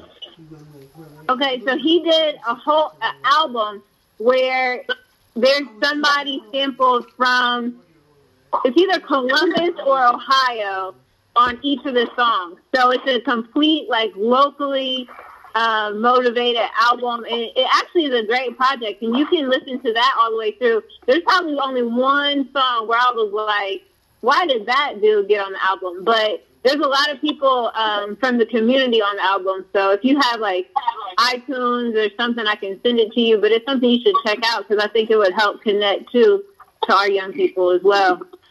Oh yeah, with that, I want to say one more thing about music too. I want to send a shout to another local artist. Actually, I want to say rest in peace to Ness Words, man. He passed. Was it this? I think it was early this year. Matter of fact, it might even been. No, it was a few years ago. Now that I think about it, but man, time really flies. So, I done brought him up. So, But since we saluting local artists, shouts out to Shekel. We lost because he would have been dropping. I'm gonna say it like this: then he probably would have dropped the album this year. And he was in my top 5 like albums out of like that year when he dropped his what was that name of that album? Man, I have to find that album. That album was a heavy rotation. I ain't just saying like dude was local and I gave him support because he was local. He made a banger, like he made a real live banger. So yeah, man, shout out to Next Words. All right. So now come on, let's Can I add something about the music? Go ahead. Yeah, I just want to say that I kind of agree with you about young people and their music, giving their music a chance. Because I also work with young people. I'm an educator, and so I have noticed that when I take time to listen to their music and understand their music, it kind of helps to bridge that communication gap. So even though I don't know a lot about the artists that you guys are mentioning, I'm glad you're actually talking about this stuff, because then I'll look it up and learn more about it, because it's always an opportunity to learn and grow from people, and music is really important. It touches the heart. Yeah. Speaking of which, later on this evening on Facebook, I'm gonna go live and do a little mini concert. Oh, awesome! So, yeah, closing out the year and bringing in. Oh, you doing a concert? Yeah, a little mini concert out of my living room. Okay, cool. What time? You can look at that at 9:00 this evening. All right, cool. So I may miss it because of my time difference.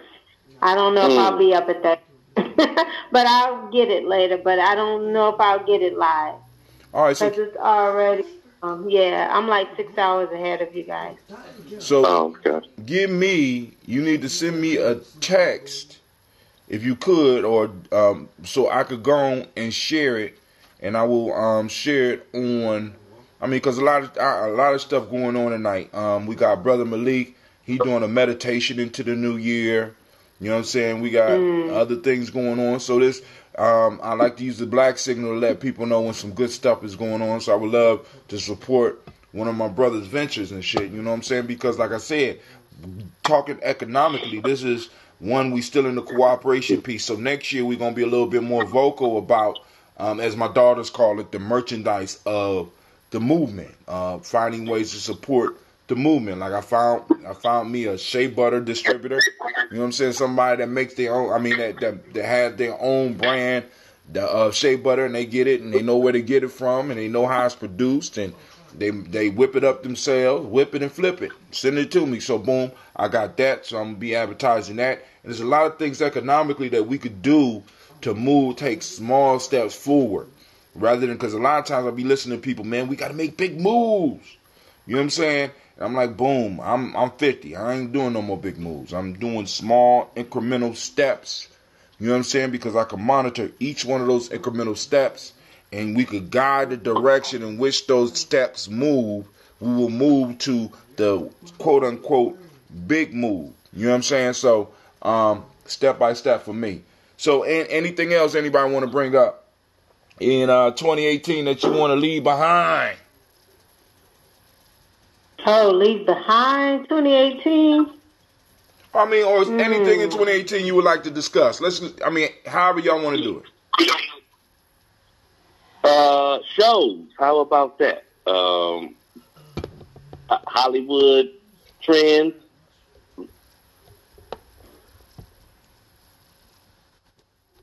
Keep it go.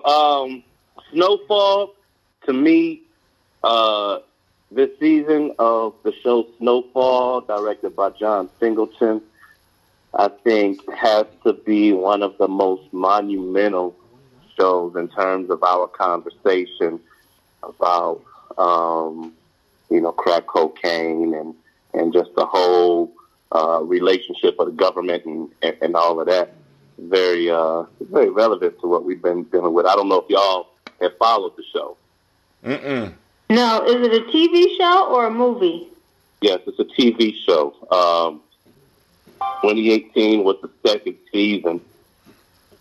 And we've talked about, I mean, what's so interesting is that we talked about the events that are depicted in Snowfall. We talked about it all along. So it's just funny to me that I follow the show and I plugged it before, and and we have yet to discover it on the collective scale. But, I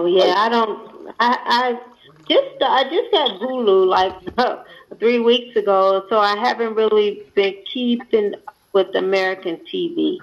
So a lot of things I don't really see. But if it's on Hulu, then I can check it out because I just got Hulu like 3 weeks ago. Yeah. So you got so you said good show. You don't. So you want to take that into 2019 with you? Oh yeah. Yeah, I'll check that out into 2019. I don't know. I'm thinking what I want to leave behind. I guess what I want to leave behind for 2018 is wanting to know too much about the future. I think I really want to be more take each day as it comes and not to feel the need to have too much of predictions in the future. I think that's where I am for 2019 and what I want to leave behind. Being present in the moment. Yeah, being present in the moment.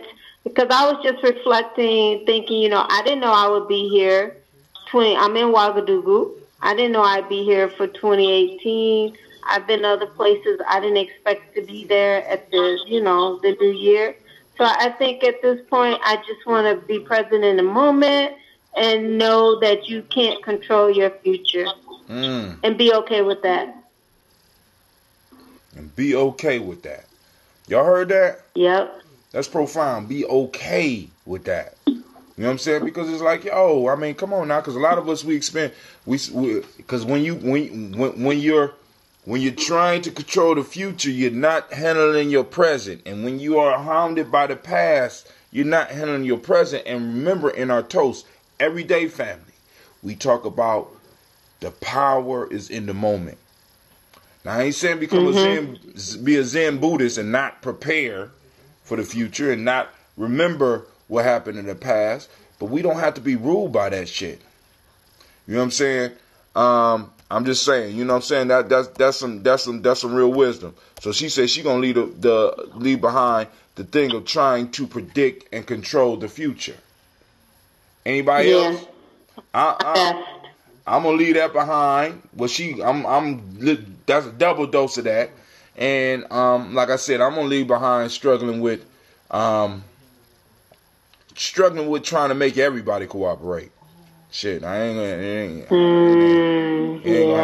I don't, you know what I'm saying? Because one of the things that I was, because what I'm coming to terms with is that everybody's not meant to work together. And unity don't require all of us to work together. It just requires all of us to work. This requires all of us to work. Very simply. You know what I'm saying? So, find your tribe, family. Anybody else?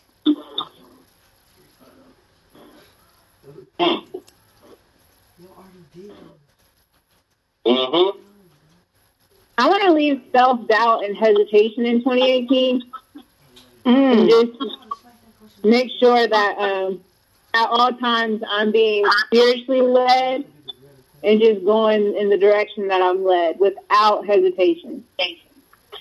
I like that. Hey, this might sound, I think that people that really know me would know, but people that just kind of start to know me might think, I don't know, otherwise. But I think I'm too nice.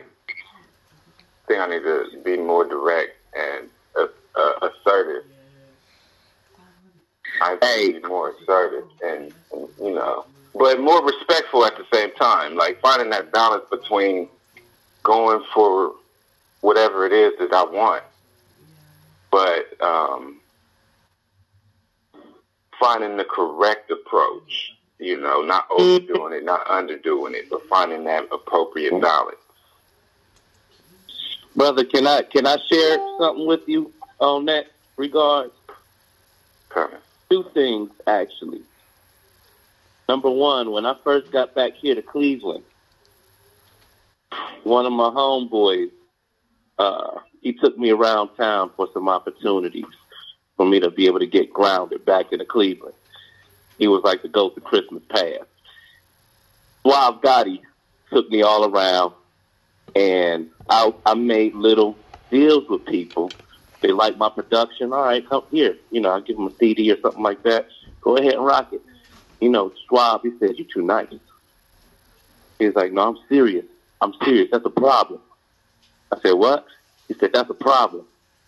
He's like, you need to stop being so nice." I said, "I'm a nice dude." He said, "But you need to learn how to be kind." Keep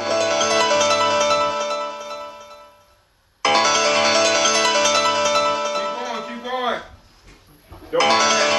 So, keep going on top of that? Yeah. All right, here. So, Stop being nice and start being kind, man. Don't let nothing interrupt you. Go ahead. Right. So he say, I say, "What's the difference?" He say, "See, you give people things that in the end will take you out of your way because you helping them out. And if they don't reciprocate, then you just left out there. And that's how your relationship turn bad. And you burn bridges with people because now you walking around like, oh, they said they're going to do that and they ain't do it. And now somebody done burnt you. You make it easy for them." He said, "You got to learn how to be kind. When you kind, you able to extend what it is that you have in excess that won't take you out of your own game. That's why the nice guy always finishes last, because he always puts somebody else's agenda before his." Damn. Hold on. Hold on. Wait. Anime, where you at? Anime. You supposed to listen for stuff like that, and you supposed to. Ooh, man, having these mystical animals around, man, is something else, man. They don't do nothing all day. All you gotta do. That was a gem. Go ahead, man. Mm-hmm. Don't be nice. Be kind. What you say? The good guy finished last because he's always pursuing other people's agenda. Putting other people's agenda before his. Right. Damn. That's there's a definition. What's that? I'm just looking at definitions. Go ahead. Yeah. And see, for me, the difference, I mean, what's the same is altruism, having an unselfish concern about others, but in that regard, still maintaining a true concern with your own well-being first. And one thing about it is that don't think that it's being selfish, because there is no way in the world for you to do for another without doing for yourself. Yeah, those are all facts. Yeah, because people what do they call selfish? Like, what's the intersection between being selfish and selfless? Like, that's where you have to be. Self-interest. And self-care is a buzzword that people use this year. It's that intersection. You got to be right there in that sweet spot. And even, like, for those of us who have grown up on or can refer to the Bible, like, the greatest commandment is to love the Lord your God with all your heart, mind, and soul, and to love your neighbor as yourself. And I think people speak over that too fast and get the hierarchy wrong. And it's like you love God, you love the God within you, and then that enables you to love the God in others. If you try to love the God in others before you love and respect the God in you, you missed it. Like, I can't do for you what I don't do for myself. I have to always put myself first. And I really learned that lesson last year, and I continue to learn it this year with the people who are closest to me. It's not that I don't love them, but I just love me more. Right. And in order for me to truly love them, I have to do that. Right, you got me. Yeah. And that's why in the toast, we, because I had to put that session in as far as us when we pouring in all the work that we doing, you know, we got to know when to ask for what we need, when to take breaks and stuff like that. That's selfish. And the person that taught me that was brother Albino Garcia out of New Mexico. Because he was a sun dancer, and he led sweats for Simba for a long time. He said, brother, every time you pray, take just a little bit of time in your prayer to pray for yourself. You know what I'm saying? I see you doing all this work. You got to pray for yourself. You know what I'm saying? Because if you can't take care of you, you can't take care of the nation. And if you can't take care of the nation, you're useless. So you got to take care of you first. And then I think like when the word love is so hard to rein in for me. I think one of the reasons is because I have personally so many working definitions for the word, but one of those definitions is to act on behalf of. To love is to act on behalf of. So self-love means to act on behalf of yourself. You know, like when people say, I don't hear the word love as much as I see the word love. You know what I mean? When people say it, people might want to use that to kind of create a situation where you act on behalf of them because they shared that word and you sound so sweet to the ear. But when I see somebody acting, first of all, when I see somebody having a strong commitment and acting on behalf of themselves, then I know that that's somebody that I could build something significant with that's not built on, that has a less likelihood of being built on deceit, you know, and usury and those type of things. Because, like, when you have a relationship with yourself and you take care of yourself, then you know all of the work that goes into it, that goes into making somebody be well, so you can respect other people's journey a little more.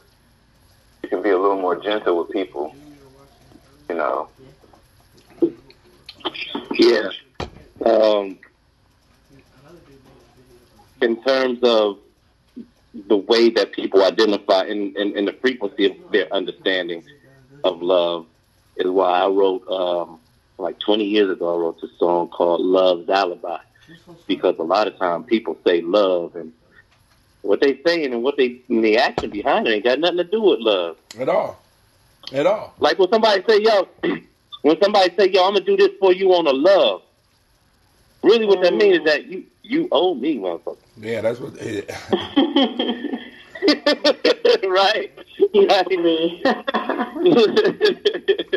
And that's the thing. And the thing of it is that's not a bad thing. Right. It's just that we don't be, because that's what, like back to what Tiandra was saying. I remember Biko, one of my other mentors from when I was working with the League of Young Voters, the director of the then League of Young Voters, a man named Robert Biko Baker.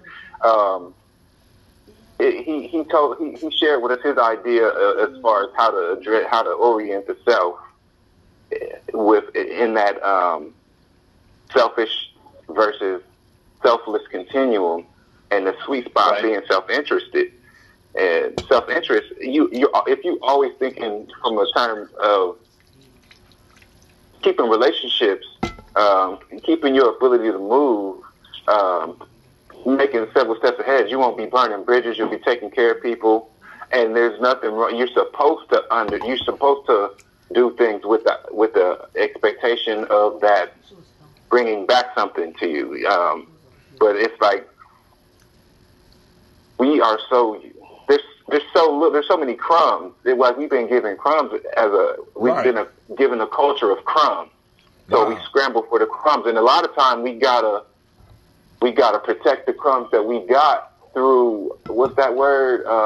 Like trickery. Deception. It's deception.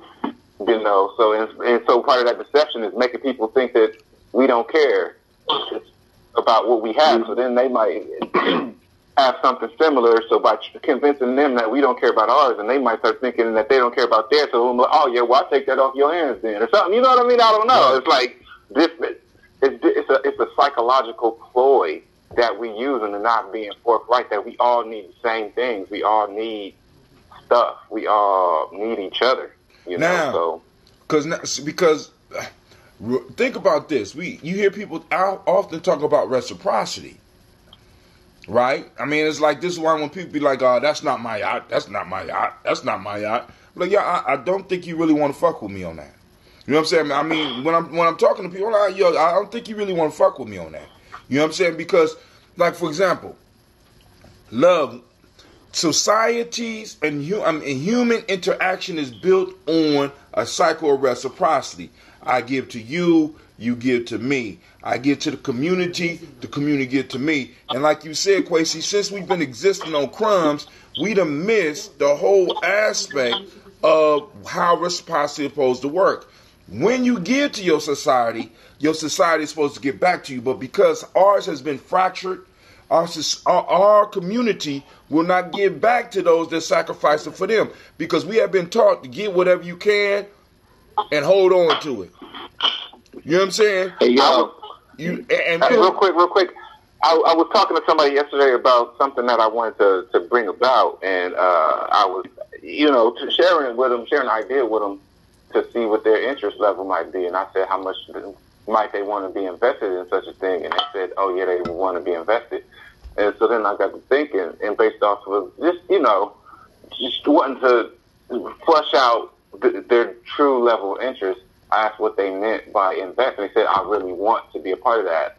And I'm like, well, investment means you take something and you put it somewhere. To invest in the stock market, you take money. There has to be a risk. It's called skin in the game. There inherently has to be a risk. Right. Now, you know what that is spiritually, right? You know what that's called spiritually, right? What's that? Sacrifice. Investment is sacrifice. Right. Mm-hmm. Go ahead. No, I was just going to say, because we got to understand that all relationships are built up, and this is just my philosophy, and I don't reflect anybody else here. This is what I've been working on, Gianni. There are three. Relationship is a stool sitting on three legs, and those three legs are respect, responsibility, and reciprocity. You take any one of those away, you don't have a relationship. It's fake. So if you look at a relationship, there's no common respect there. There's no relationship. If there's no responsibility being taken, because for example, what a lot of people want, they want so-called relationships without responsibility. I want to be down, right? But I don't want no responsibility. You know what I'm saying? That's just not possible. And reciprocity, so that when I'm giving into the relationship, you're giving into the relationship, a reciprocity is going on. So, for example, we look at our communities. Our communities, respect is not there in a lot of instances between individuals and between an individual and a group in most cases. The responsibility is not equally shared, and the reciprocity is not there. How can you go to an event and not pull out pennies out your pocket if that's all you got and put it in, or get up and do some work and move some chairs? Look, because we have been convinced that everything is about material, but the most important shit came to me by people extending service and extending true love for me. You understand what I'm saying? Simba was so influential in my life, not because it moved me up financially. It moved me up. It served me in a type of way, and I feel obligated up to this day to serve it. And that's what we don't understand. And a lot of people don't even get to be in a love affair like that. See, because every relationship is a love affair, and and of course you got to preface it like pause or no homo and shit. But every relationship is a love affair when you have those three things going on: reciprocity, respect, and responsibility. It's a love affair, and and why I call it a love affair, because it's fun to maintain it. It's everything to maintain it. Like that fits into what I just was saying about the definition for love. It's love, that's why I said willing to act on behalf of. Right. A relationship, an affair where you're willing to act on the behalf of another. That's why I said it, bro. I mean, I'm just like, yo, I'm backing you up.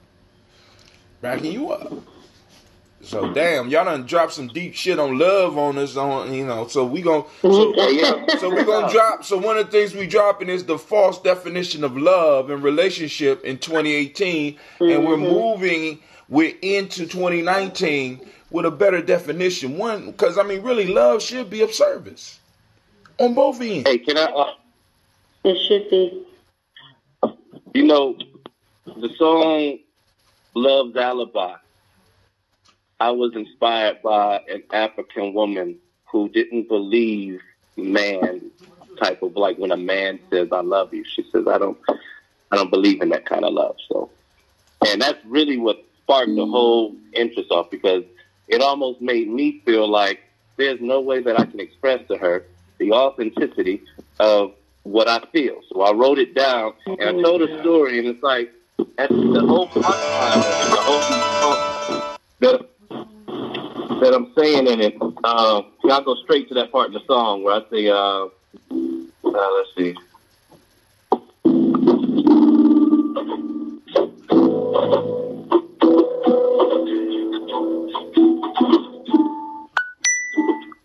So that, and I say like this.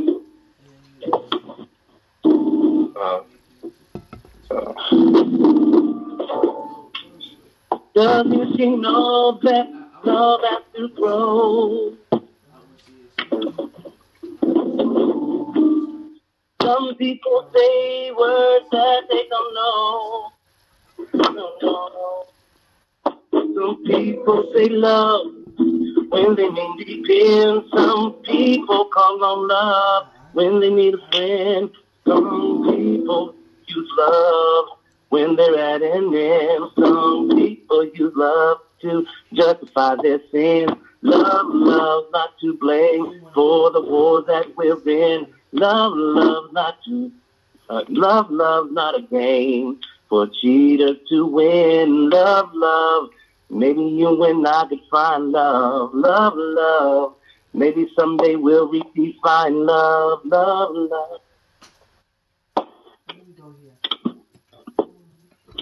So the whole piece is that a lot of people that use it, when we use love in the name of the wars that divide us, is it really love?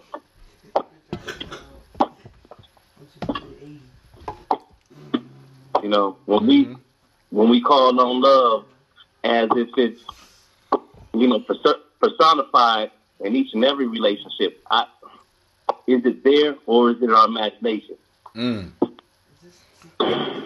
Brother Kwame says it was the best of times. Talking about 2018, it was the worst of times. It was the age of reason, and it was the age of foolishness. He says, Shaka the preacher man. He also says, no reciprocity, no kindness. Lady T, the preacher woman. Talking about you, Miss Tiandra.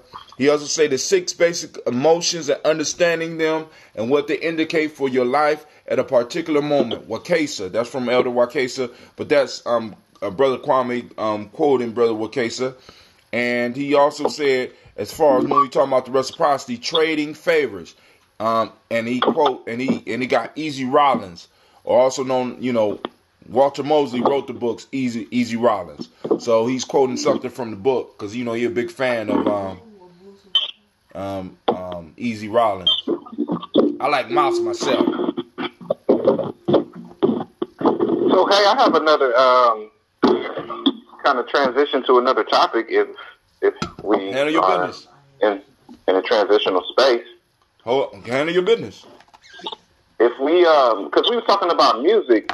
One of the reasons I actually didn't listen to as much music this year as I did in previous years, I started listening more to like audio books and to like podcasts, YouTube personalities, and just kind of getting my information up, reading books. So, obviously listen to a lot of music in the car. I've been listening to music over the past few weeks, more than I have probably for the past few months. But so yeah, my thoughts is YouTube is a pretty popping market, man. So I'm like, we got a lot of content, we got a lot of stuff. I know Hatem, you've been pushing it, to kind of pushing me and pushing everybody in the family to to pick up their microphone and kind of do their thing. I guess, I don't know, I'm looking for some perspectives, like some ideas, some subject matters. What's some things that we would like to hear information about, some perspective about, from each other, from, like, what do we want to learn next year? Well, one of the things that you could never go wrong on, brother, is sharing who you are, and through your journey and sharing your journey. You understand what I'm saying? Because like if you pigeonhole yourself, you're gonna be trapped in that pigeonhole and you might not like it no more. But Kwesi is an ever evolving, ever growing person. So this week you might be super into meditation and sharing different aspects of meditations and experiences in meditations. But next week you might want to explore the mucilus diet, and the week after that or the month after that you might want to explore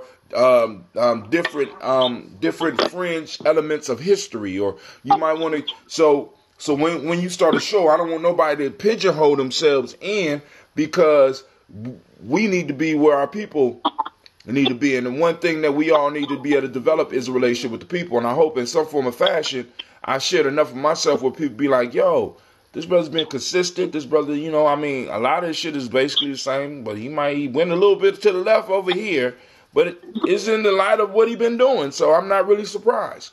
You know what I'm saying? So, do you, brother? Can I ask a question? I'm glad you gave him that response, because I've often thought about YouTube, because I've been watching YouTube also for a couple of years, and I guess my thing with YouTube is, if you're a regular person and you do a YouTube, and some of the YouTubers that I follow, like Yvette Carnell and Irony, I follow him also, they talk about this.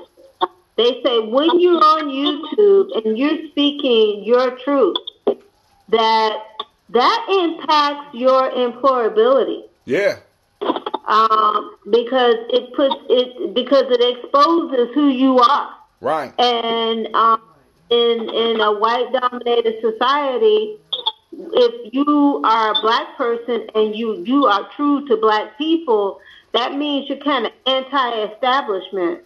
And so it sort of hinders your ability to put on a mask and fake it so that you can, get that job or whatever. That's my with YouTube. I got the answer for you. So you have those people out there, but at the same time, they even admit that's what they have to deal with. You got to deal with that. Now, it's too late for me. You know what I'm saying? Now, but I would suggest also, if you follow Jason Black and Professor Black Truth, check them out. I never seen neither one of those dudes. You could do YouTube and you could do podcasts and nobody ever know who the fuck you are. And you can still speak your truth. Yes, I know you're talking about Jason Black. I listen to him as well. You just hear a voice. You don't see a voice. You're right. That is true. I listened to him too. I used to listen to him a lot when I was 2 years ago. That is true. And yeah, while I definitely appreciate that, and I think I would probably advise that to. It's too late for you, Kwesi. It's too late. I'm willing to go all the way. I'm willing to sacrifice. Me too. And like I said, and one, I have a dependence on the ancestors and having an experience where shit always works out. You know what I'm saying? And it's like, and the piece that our people, we really need to know who our allies are and who our enemies are. So I don't mind getting out here and you know what? Starting those conversations. I'm glad that you mentioned that. And on the subject of YouTube, this is something that was brought to me today by my son, and he had mentioned it to me about last week. He had stumbled across this thing on YouTube. Now he's a huge Michael Jackson fan. Mm-hmm. And there's this thing that surfaced on YouTube about 10 months ago called The Return of the Moonwalker. Now, now listen here. Let me move. And he comes to me and says, Dad, I'm disgusted. I said, why, son? He said, because there's cussing in the moon, in the Return of the Moonwalker, and there's sex, and it's gay stuff, and I don't like it. I said, wait, hold on a second. So when he told me, I dismissed it because sometimes my son be in his own imagination, and he'll say something outlandish to see what kind of reaction I'll give him. So today, he insisted. He brought me his iPad and said, Dad, no, I'm not making it up. Look. And it's the most perverse something that somebody put on there to really put Michael Jackson's image in that whole pedophilia, perverse mind state, and just enough of the illusion of Michael to maintain the interest of a young, impressionable mind. That's called YouTube. That's, I mean, that's a danger when you open up stuff to the public and it's not controlled. And I mean, the same thing that makes YouTube a beautiful thing is it cuts both ways. But hold on, one second. We got somebody from Columbus, a 519 number that's on here that's awful quiet. I want to make sure you have an opportunity to voice yourself just in case, because on the journey you got to get in. You got to elbow people sometime, baby. Or sir. Who that? 519. 614-519. Maybe they just listening in. All right, family, let's go. All right, Shaka, go ahead, continue, man. Thank you for pausing. Yeah. So, yeah, like you say, I mean, the same thing can be said about those who are, what is woke?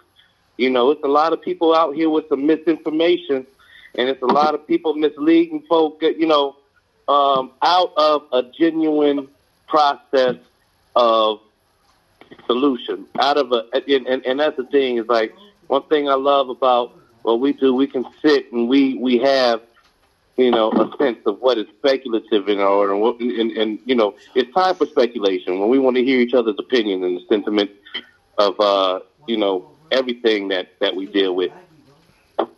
But when it's time to do the work, I just had my mind's buffering. You old. You need to update. You need to update that chip, homie. Go and blame it on your mind. I know it's that iOS system that you're using, so I ain't gonna say nothing else.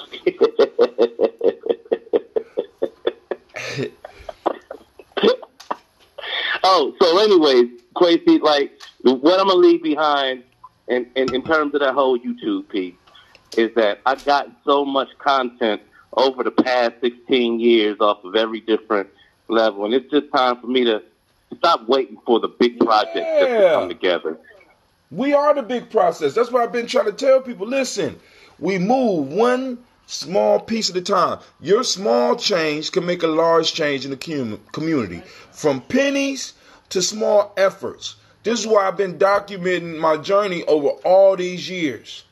You understand what I'm saying? I document all the steps, and it's like, boom, it's up for everybody to see. So it's too late for me.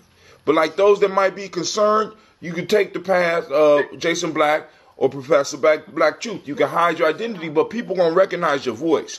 My issue is at 50, I have to be able to know who's on my side and who's not, because I'm serious about nation building. I'm serious about taking some of the next steps in 2019 that will help solidify the community, at least in Columbus, so that we, if nothing else, we can serve as an example of things that can happen and things that could be.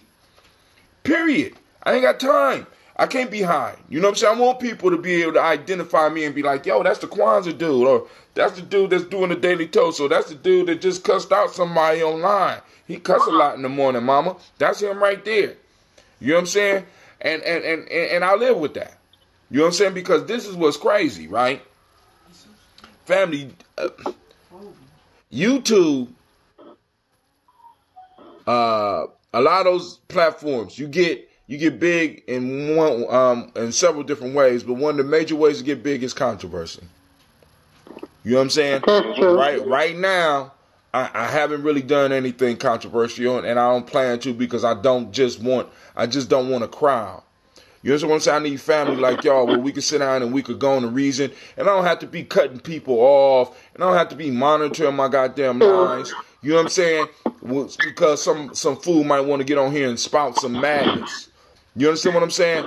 But I like being able to have an open platform like this, and now, like I said, I take the hit, because like I said, Gianni Journey, Gianni Journey, we don't even pay our own bills. You know what I'm saying? We still struggling to pay our own bills. So, so all this shit right here is on me. All of the experiments y'all see is on me. Why? Because I love what I do. I don't give a fuck who see it. Hey, on the side note, one thing to leave behind in 2018 is the idea that people ain't after or people. Listen, I know it's this. I just did that 4 weeks ago. She lives half of the year she lives in France, half of the year she lives in Florida. Her little brother is my son's age, and he almost got stole by some folk who are affiliated with his elementary school. And her mother found him in a cave across town. This is in France, when he was supposed to be in the homework program. Right? And the little boy said, this white woman came and grabbed my arm and said I had to go with them.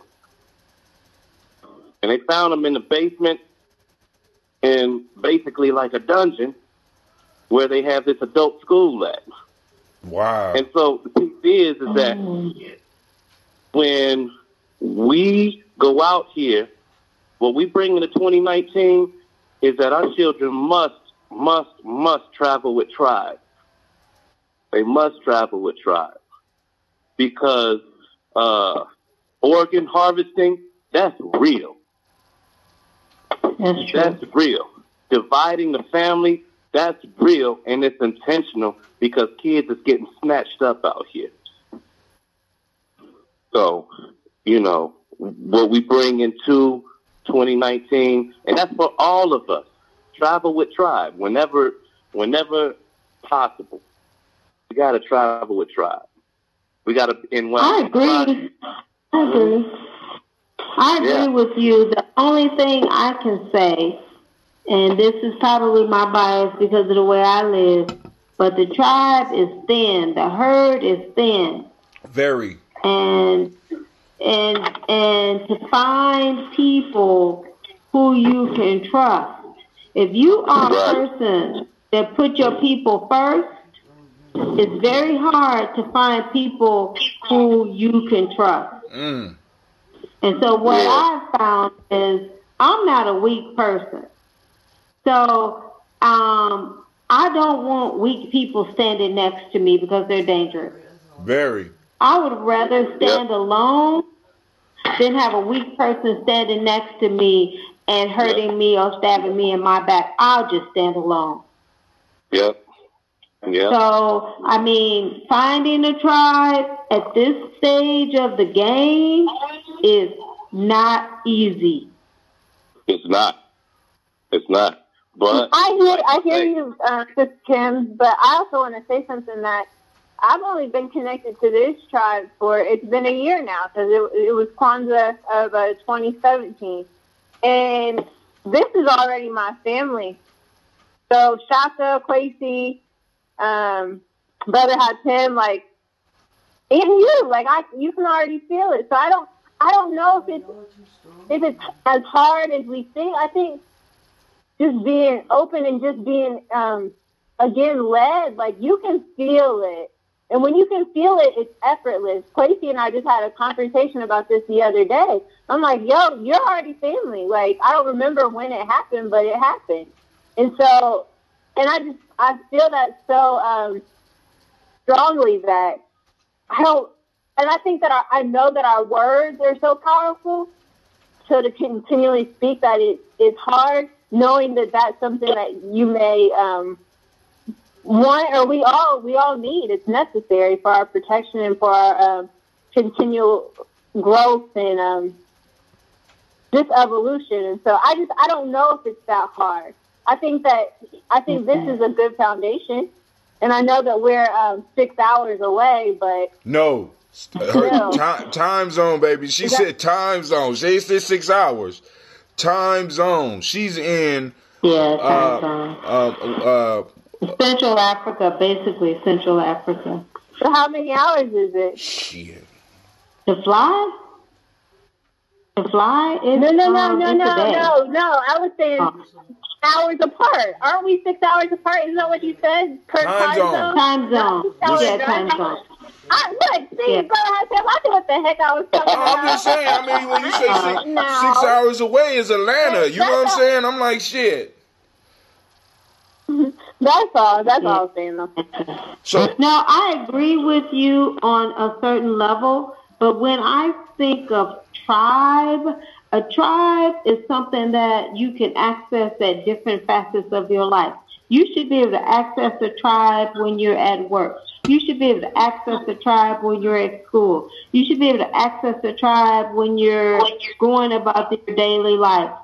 And what I'm saying is, for me, what I see about our daily life, we can't count on that you're going to be in the building with someone who has the same mindset. You can count on you're going to be in the building with somebody who puts the dominant culture first and puts you dead last. And so you have to know, how do I navigate myself in that terrain? Because that's the terrain we find ourselves in. All the time. And now, because one of the things, because now this is what I want to say, this is where it comes to us creating. You know what I'm saying? Because it's like this, the moment we are right now in Columbus has been years and years in the making. You know what I'm saying? I get to go, and like I said, I got my kids in a situation where they're surrounded constantly by tribe. You know what I'm saying? They got uncles and aunts that work with them. I got all weekends we're surrounded by people. So Columbus, because this has been years in the making, we are in a position, some of us here, where we are able to see, like Tiandra, I can't see her every day because I haven't, but I try to pull her in. I try to pull her in so that I can see her every day. But the point is, that's something that we have to build. And Shaka's in Cleveland, so it's harder for him to kind of surround his son with who we want. But it's a process, and we're trying to build, because what I'm trying to do is let people, because in Columbus, it's something about the Midwest, man. All throughout the Midwest, it's like we got an inferiority complex or something like that, because we don't want to really big up how good some of us really got in here.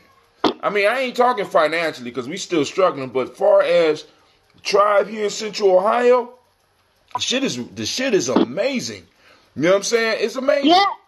You know, but I'm gonna tag on that. So it goes back to what I was saying about abundance and that being my theme of this year, because I do experience tribe at each part of my day now, which is a beautiful thing. Like, and it does start early in the morning, and then on Tuesdays and Thursdays it's late at night. At least we have that access to spiritually and mentally and emotionally and socially be connected, even if not in the physical, through this avenue. But then also, I've had the ability to create in my workspace tribes. And so Quasi and I work together. So I get to see Quasi on a daily basis and feel that. And we work with very like-minded people who are, again, a part of this tribe. And culturally a part of this tribe, and spiritually a part of this tribe.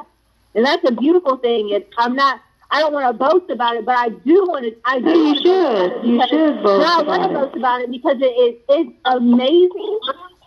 I'm grateful to be completely who I am culturally in every facet of my life right now.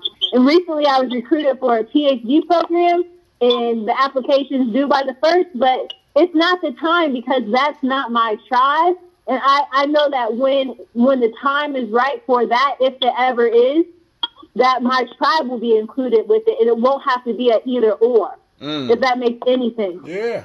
No, it makes total sense, and I do completely understand. I'm glad you have that, and I've had it at different points in my life. You know, I'm past 50, so you know I've had that at different points in my life, and you know I'm from the South Side of Chicago. At one time, the South Side of Chicago was like that, Yes, it and was. for some people, the South Side of Chicago may still be like that. But gentrification Yes. changed that. Yes. And when your community is feeling a lot of pressure, Right. then that's when that tribe, Breaks you know, people feel pressure and it breaks down. Right. That. So at times I've had that, but for me, you know, I made a decision that I'm going to stand on my own. And when you get out in the world, which is I have, and a lot of people who are doing that, you will find a lot of people who look like you they don't have your interests first. Not at all. Yes, ma'am. In fact, they have your interests last. They are light. So I'm glad you have that, and it's good you have that, because that will give you a solid foundation. So when you don't have it, you'll have your reserve. You know, you can tap into that reserve. Yes, ma'am. You know, there's a sister that I know, actually my son's godmother, who went over to reside Tanzania, and you know, since she's been there over the past couple of years, she has experienced the worst fortune that you can imagine. You know, losing her 15-year-old daughter to a parasite. And in all the mix, we, you know, I talked to her today, and she had told me how, you know, a few times they had been had by, you know, by the locals there, like people who would warm up to you and, you know what I mean, and be around, and then they you know, they pretty much took them for everything. Some things, you know what I mean, and you know, and they out there naked, you know what I mean, and it's like you would expect different, but she said today, you know, I have to accept that, you know, Tanzania is one of the poorest countries in the world, and you know, and but that's how she's got to, you know, identify with that behavior, is because it's poverty, it's not them. No, hold on now, but it's something else too, because it goes back to the whole tribe piece. Because now I want y'all to, and I know I'm gonna get a lot of disagreement, a lot of pushback on that, but as a people out of America, when we go to different places, they don't see us like we would like to be seen. You know what I'm saying? I mean, you run, especially because we don't, like, Sister Kim said something on the show that even shook the Black Yoda, which was Kwame, when she said, your DNA is not your heritage. As being from America, we have a certain heritage that has been passed down, so that when we go places, people recognize us just by how we walk. They know that we don't belong to them. They recognize us in the tone and how we talk. And we got to understand. So I understand when Sister Kim talking about she don't got tried because she's out in the world. She's told she's not in Chicago. She's totally over there by herself. So she has to build something up. And then even in building up relationships, as all of us know, some people will stick around for years and portray you at that moment when you thought that you could depend on them. You know what I'm saying? And you know, that's something else that occurred to me today, Tim, is that I'm sitting here in Cleveland thinking that, man, you know, leaving my losses behind, because I've had some losses in 2018, you know, and I was looking at that, you know, the idea of, oh man, to build a community within a community so that our community can heal this, you know, this east side of Cleveland, if we can have just that spot, that landmark spot. Now I'm thinking, like, why do I need that to build my community of artists, of healing artists and multimedia makers? The whole idea is for us to be able to have some space, for us to be able to fellowship all the time, so that there is a level of respect and acknowledgement of the visions that we're creating in our individual work as well as the collective process. So those, and if you look at it, and I've heard stories from Storm where he's talking about how, like, when you got these producers, these production houses, where, like, if you produce for Dr. Dre, or if you produce for one of these mainstream folks, it's like you might live in a mansion, but it's 20 of y'all in there, and each bedroom is a studio. And if you ain't producing your level of quality, you give up your room. You might have to do dishes just to maintain your. You know what I mean? I've heard these, and not just from Storm, but from other folks who work in the industry. And so Devontae Swing did the same thing. Missy Elliott came out of one of his operations like that. And she speaks of Call it what it is, brother. Possessive. Call it what it is, brother. It's a sweatshop. Yeah. Wow. So, but all that to say, though, it doesn't have to be. If we are maintaining products and services that will allow our children's children to flourish, that's what I look at. And, having a hibiscus garden and having honeybees and stuff like that, I feel like for the first time, why not just outside of city lines do this thing? Yeah. Well, you can do that. Man, might be For a fact you can do that. But we got, like I said, pull together because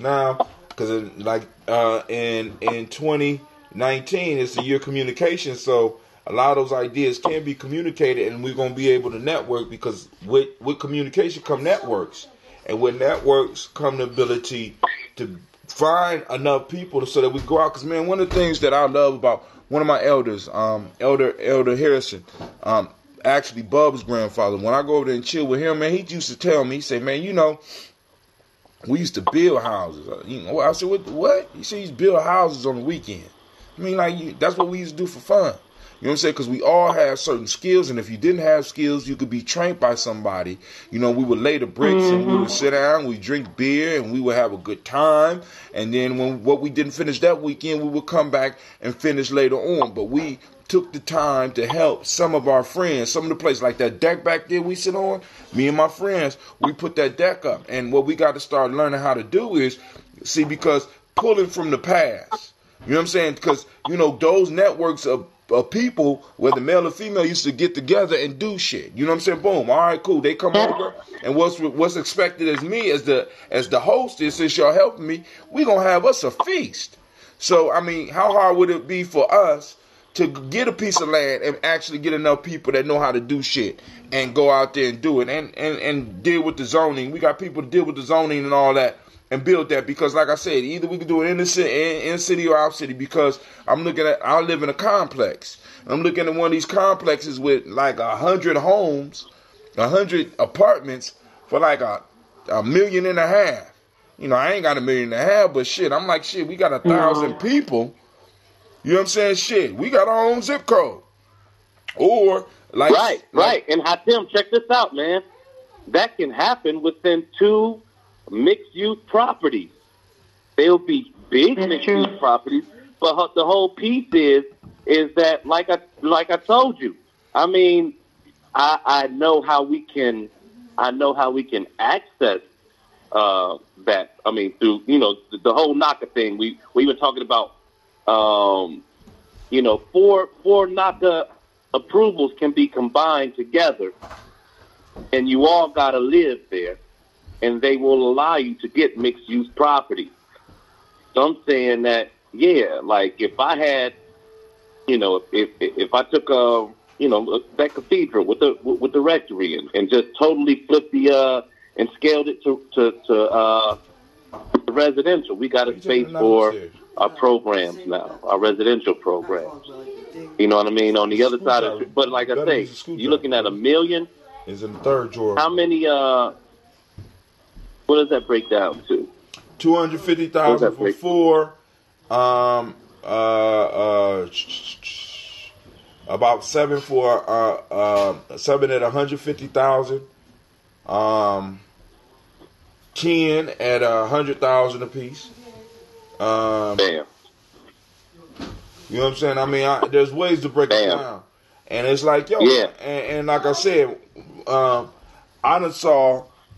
I mean, you be kind of. I don't think we really pull on the ancestors in the way that we really need to, and I mean, it's like people out here that are interested in stuff like that. And it's just a matter of making it possible. And it's like, for me, I'm 50, so I already know that a lot of stuff that I'm talking about, I'm not even hyped about seeing. I would love to see it, but it will be. I'm more thrilled about possibly being able to have my children and my grandchildren being able to come up in a place that is ours. You know what I'm saying? Where individuals can come in and make their money and live affordably and actually be able to go out and see the world.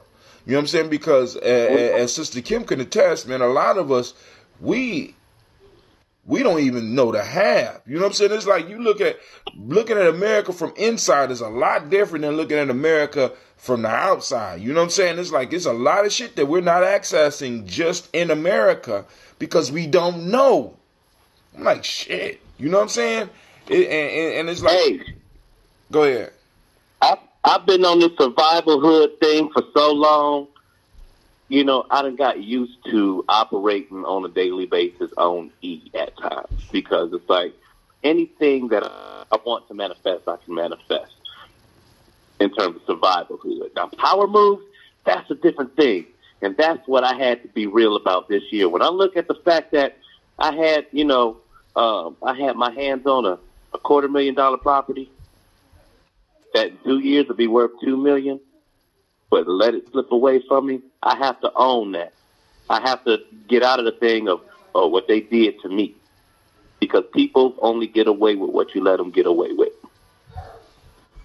Well, now, so when I look, start small. I mean, my thing is, start small. Go as small as you can. Well, here's the punchline of where I was getting at is that for me, I look at this whole thing of, and y'all, most of y'all were there, of how am I going to get this $6,200, be able to plant our flag.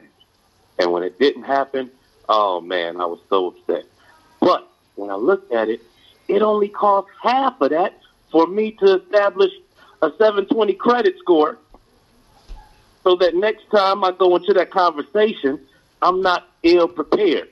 And so that's why I said and opened up with, I've been running on empty so long, it became a way of life. Okay. And so now strategically looking at it, I have to go back to the drawing board and execute more effectively. And it takes a sense of humility to admit that to self, to say, maybe I need to strive harder and be more diligent with the actions, because I know what it takes. Why not do that first? Because we think, you know what I mean? Right. And this is where I'm going to agree with Sister Kim too. I mean, and not that I'm disagreeing with you, but the starting small piece, because like I said, one of the key pieces that I have learned in this last year is the wealth disparity and the actual physical wealth of black people, because raising $6,200 for many of us is a daunting task as an individual. You know what I'm saying? Because it's like, yo, man, I mean, because I be hearing people talking about, man, I want to go there. I'm gonna move to Africa. You know what I'm saying? I'd be like, well, when the last time you been out the country? I never traveled outside the country. How the fuck you plan? I mean, what kind of planning is that? You know what I'm saying? I know for a fact that back when I was traveling back and forth to Ghana, it was $2,000 a ticket. You know what I'm saying? Damn near $2,000. You know what I'm saying? Can you get $2,000 up right now and move yourself over there and support yourself over there? You know what I'm saying? And it's like a lot of us were caught with these illusions of grandeur, when if we were to work where we were, we could start seeing small little miracles. You know what I'm saying? It's like I done seen incomes increase just by me being good at what I'm doing. Cause I tell the brothers, I say, y'all need to listen. Y'all need to pimp this program. You know what I'm saying? Because I'm like this. I mean, it's like, yo, we could be doing merchandise, we could be doing newsletters, we could be doing, and this is something that's generated from within us. I just ain't got time to do all that. You know what I'm saying? I get up and I do a show every day, and somebody's gonna step up behind me and be like, shit, Daily Toaster, because the goal for me, Daily Toaster is a legacy. So that boom, when I pass it on, somebody's gonna be ready to step in it, and we're gonna have pages and pages of people's ancestors, and there's gonna be other old people that be like, yo, shit, I'm investing in this shit. You know what I'm saying? And then from that, we can move on to something else, because, you know what I'm saying? Because it's like starting small and moving. You like your Absolutely. small, and I your also small agree change, with Sister Kim. Your small change to make a large change in the community. Small change. And be persistent. The hardest part for me, I mean, starting small is one thing, but staying small, I think that's where we have a problem. Because it's hard when you start small and you end up staying small for a long time. Right, man, and that was my fear at first, is settling for something that was going to keep my, maintain my time and money, where, it's not, so the piece is that this idea, when I thought of a transgenerational artist community, I'm like, you know what? We can acquisition the old juvenile courthouse and that whole space. They wouldn't allow me to have that because they made it into an opiate home, a halfway house for the opiate heads. They got to take care of their children. And then I look at Central High School, a historical school building that Langston Hughes went to. It's not doing nothing right now. And the city's just holding on to it. The Board of Education owns it, and they always will. And that's the way that's designed. So, so for me to scale into this church from those bigger pieces, it'll be a more intimate family, and being able to maintain the distinction between these parcels of what is operated as business and residential would be, the task at hand then. But, it is small. And like I say, for me to step into that, what I take for self is that I'm able to build tribe around my kids, is that I'm able to extend something that, that my kids can inherit. And so if I look at that without the businesses in it, and I look at a piece of real estate that I leave my kids, I'm willing to work the rest of my life to maintain something that's going to be. I mean, I hate to say it, but based on who we are, that might be all you can do. I mean, I don't want to be negative, that's not but negative. I'm just saying, based on who we are and what we have, doing that is powerful. And if that's all you can do is that, then that's great. And when it's not negative. See, because we listen to reality and we should be like, that's negative, or we're existing in a reality that has been morphed and shaped against us by the dominant culture. And what we have to understand is any progress for us is good. Now we should fight for more, and we should, and like you said, work for the rest of my life to make sure that we get it to where we want it and be able to have access to the resources, or take the damn resources in our lifetime. Right, but any progress, and that's the whole point. Is progress, and that's what I'm saying. I'm not looking at it as a negative or a positive. What I'm saying is that when it comes to me, because Sister Kim and I are just meeting, the reason why that's not all me is because I've spent the last 15 years building up this catalog of intellectual property. So that's what I have initially to extend to my children.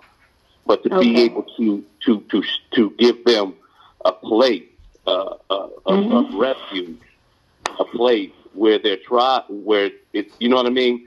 So that is what, ideally I would like to leave to them in this world. That's my ideal.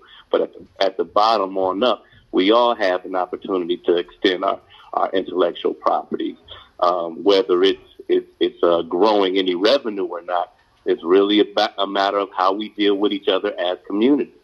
Because, I've seen how Brother Kwesi over the Kwanzaa celebration made itself available where he could, to be able to make the team succeed in what they're doing. The piece is that I have to be realistic with myself and know that post-production in my own work is my weak point. I'm not good at sitting down and focusing. I'm really good at starting projects. I'm really bad at finishing them. If I had to pay interns, I would pay interns to do the post-production on the content that we would stream because they have more of an expertise, they're hungrier, and they're going to get it done in a timely manner. So right now, the things that I'm doing, I don't necessarily have the time or the resources here to extend those internship opportunities. If I did have it at any level, then I would commission those to do that. See now, and Shaka, let me just help you here, right? And this might not be perceived as help, but listen, man, you calling an internship. You don't have interns in the tribe. I ain't got no motherfucking interns. You got tribe members that's gonna do the shit. That's gonna do it because that's how you brought them in, dog. So it's like I got an intern that I got to pay. You understand what I'm saying? When you nation building, there ain't no goddamn interns. I ain't got no money to pay shit. You know what I'm saying? And what happens is that I keep telling people, look, we become so good at what we do that opportunities come for us to make money. This is what a lot of people don't understand. I started my whole career volunteering. People don't understand that shit.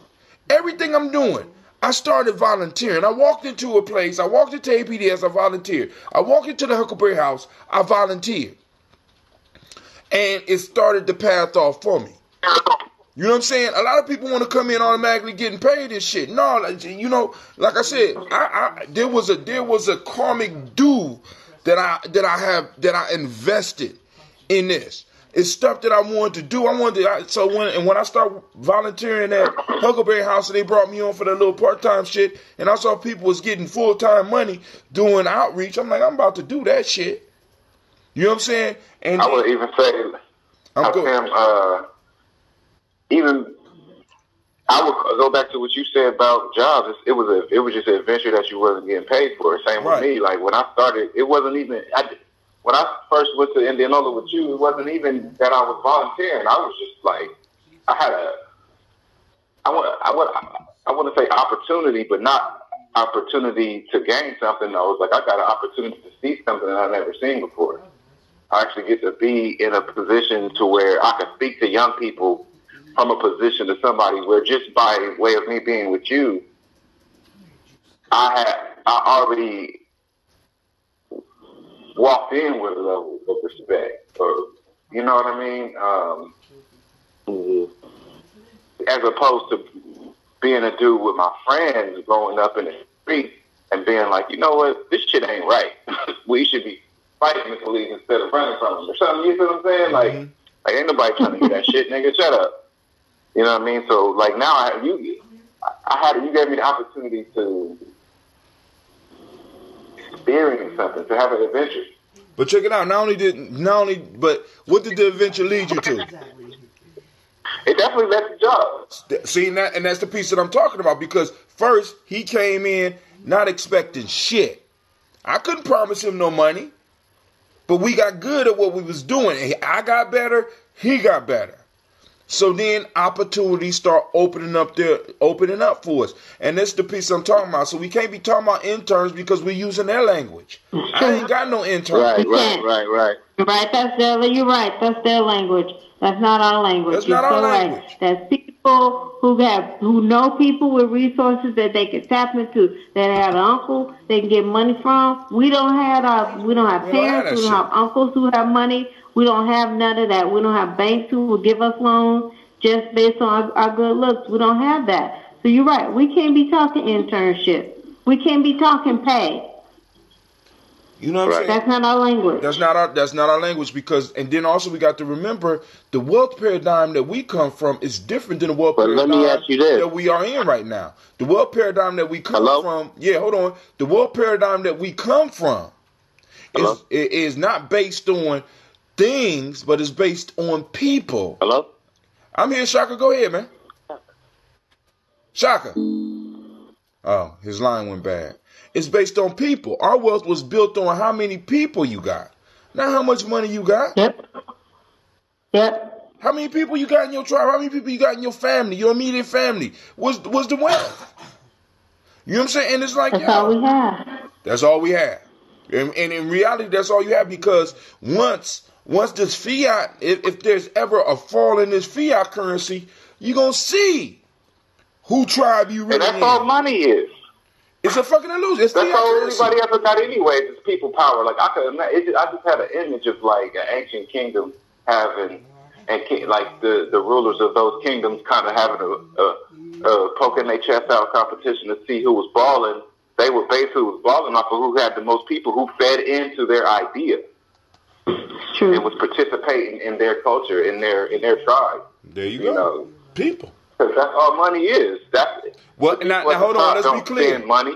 Listen, let's be clear. Not just people, but people who are willing to fight for the reality that defines your tribe. Because an individual that has a lot of people is different than a king. You see what I'm saying? Or different than a leader, because a leader could be like, look, our enemy must die. We agree, king. Who is the enemy? That motherfucker over there. Then a whole 100,000 eyes focus on that. Or you could be that dude with just a bunch of people, and you could be like, our enemy must die. Say, what enemy? What are you talking about, brother? They're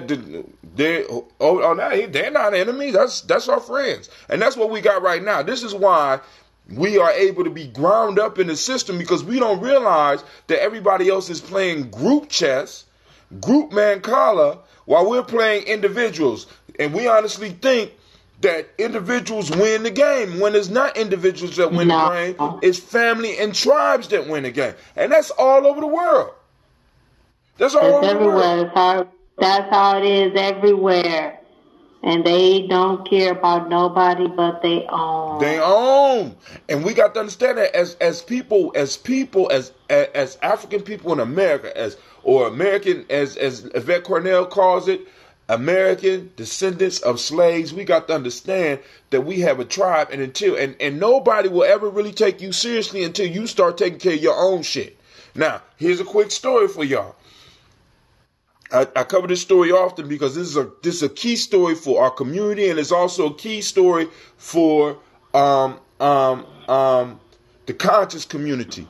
There was a goat herder who was out with his goats, and an early winter storm came, and he took his goats back down and caged them up. But coming with his goats, some wild goats came.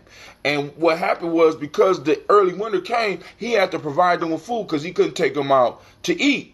So they stayed with him the whole winter, and the wild goats watched how he fed them real good and made them fat. And he would start giving his own goats, the goats that had been with him their whole life, he started treating them less importantly. Start giving them just fractions of foods while these wild goats start getting fat. And then once the weather broke and he was able to take them out to go and eat, he opened up the cage and started leading them up the path. But all of a sudden, he saw a whole group of goats running up another hill. And he said, oh my God, you ungrateful goats. I've been taking care of y'all all summer. I've been all winter, and I've been hooking y'all up. And this is how you do me. The leader goat turned around, looked at him and said, yeah, we know that you was doing us real good. But we realized that you was doing the ones that you already had up under your tutelage horribly. So what would happen to us once a new group came in?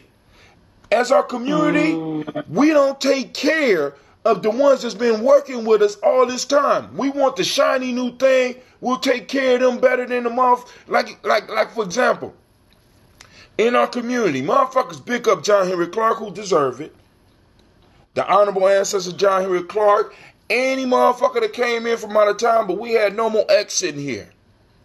You know what I'm saying? And it's like, it bothered me that we would bring somebody in from the outside and give them more respect than we would give the resident master here. You got that? We got Dr. Kelsey here. We bring other people in, motherfuckers get all respectful and do all types of rituals and shit for them. But then, you know, with Dr. Kelsey, you know, every now and then, you know what I'm saying? We got our shining nights, we got our regular goats that we overlook as a community and as a people. We got to understand we have to take care of those regular ones. Fuck the wild ones, fuck the new ones. They have to come in and they have to, in a sense, they have to be initiated like our own goats. You know what I'm saying? We like sparkly, shiny things, man. You know what I'm saying? And in that we lose a lot of the good and faithful ones. When the opportunity came, and I'm looking at an opportunity, I know exactly who to guide it towards. Because of those individuals that work with me and volunteer with me. Those are the first ones that get anything. For anybody eat, those that have been struggling with me and been learning with me, they're the first ones to get the opportunity. You know what I'm saying? I agree with you. I agree with you. I think that I was just thinking about everything you said, and I was kind of extrapolating that a little bit to the African people as a whole, because I think that's something, that's a commonality that we as an African people have, where we always look to the outsider as having something that we should aspire to have. And we, black people in America, do that. Descendants of slaves, we do that. And African people do that as well. And we usually do that to our detriment. It's always to our detriment. I mean, because think about it. Because the story could have went deeper. What if the wild goats took all this man's goats? And that's what I have witnessed that happen before. You know what I'm saying? I see it happening in Africa now. I mean, that's what's going on here right now. You know what I'm saying? So it's like, yo, you lose the whole tribe but you know, because I'm looking at how you treat your number. You said it's your number one. I'm looking at how you treat them. You know what I'm saying? Boom. So I'm gonna get up. But yo, family, this is what I'm gonna have to do, because we had a long. I ain't gonna say long, but I got to use the bathroom. I still got to go get water for tomorrow. I might even do a show. Well, Shaka having a show tonight. He gonna send me the link so that we can catch his mini concert. So I will be sending out the text message far and wide, letting people know. All you gotta do is let me know, and I will send it out that night. But I don't know what I'm doing tonight. I don't know what I'm bringing in the new year. Meditating or drunk. I haven't decided yet. I'm just being honest. So depending on what's going on. So family, I want to thank you for tuning in. All those that took the time, I want to thank every last one of you. And I want to say thank you for joining the Congregation of the Mighty. For those that want to keep up with us, type in G&J at 277292. If you want to be a daily toaster and you got the muscle for that, you know what I'm saying, hit us up. Toaster at 77292. Text toaster to 77292 and let's build. Family, I want to thank everybody, but I'm about to get up off here because I'm about to blow up. I've been drinking all this coffee and shit. Yeah, go ahead. Can you text me Quadro's number? Quadro Mario, anybody that got it? If you ain't got it, I got it. He just called me twice while we was online. Okay. So I sent it to you. All right. All right, family. Well, Happy New Year to everyone.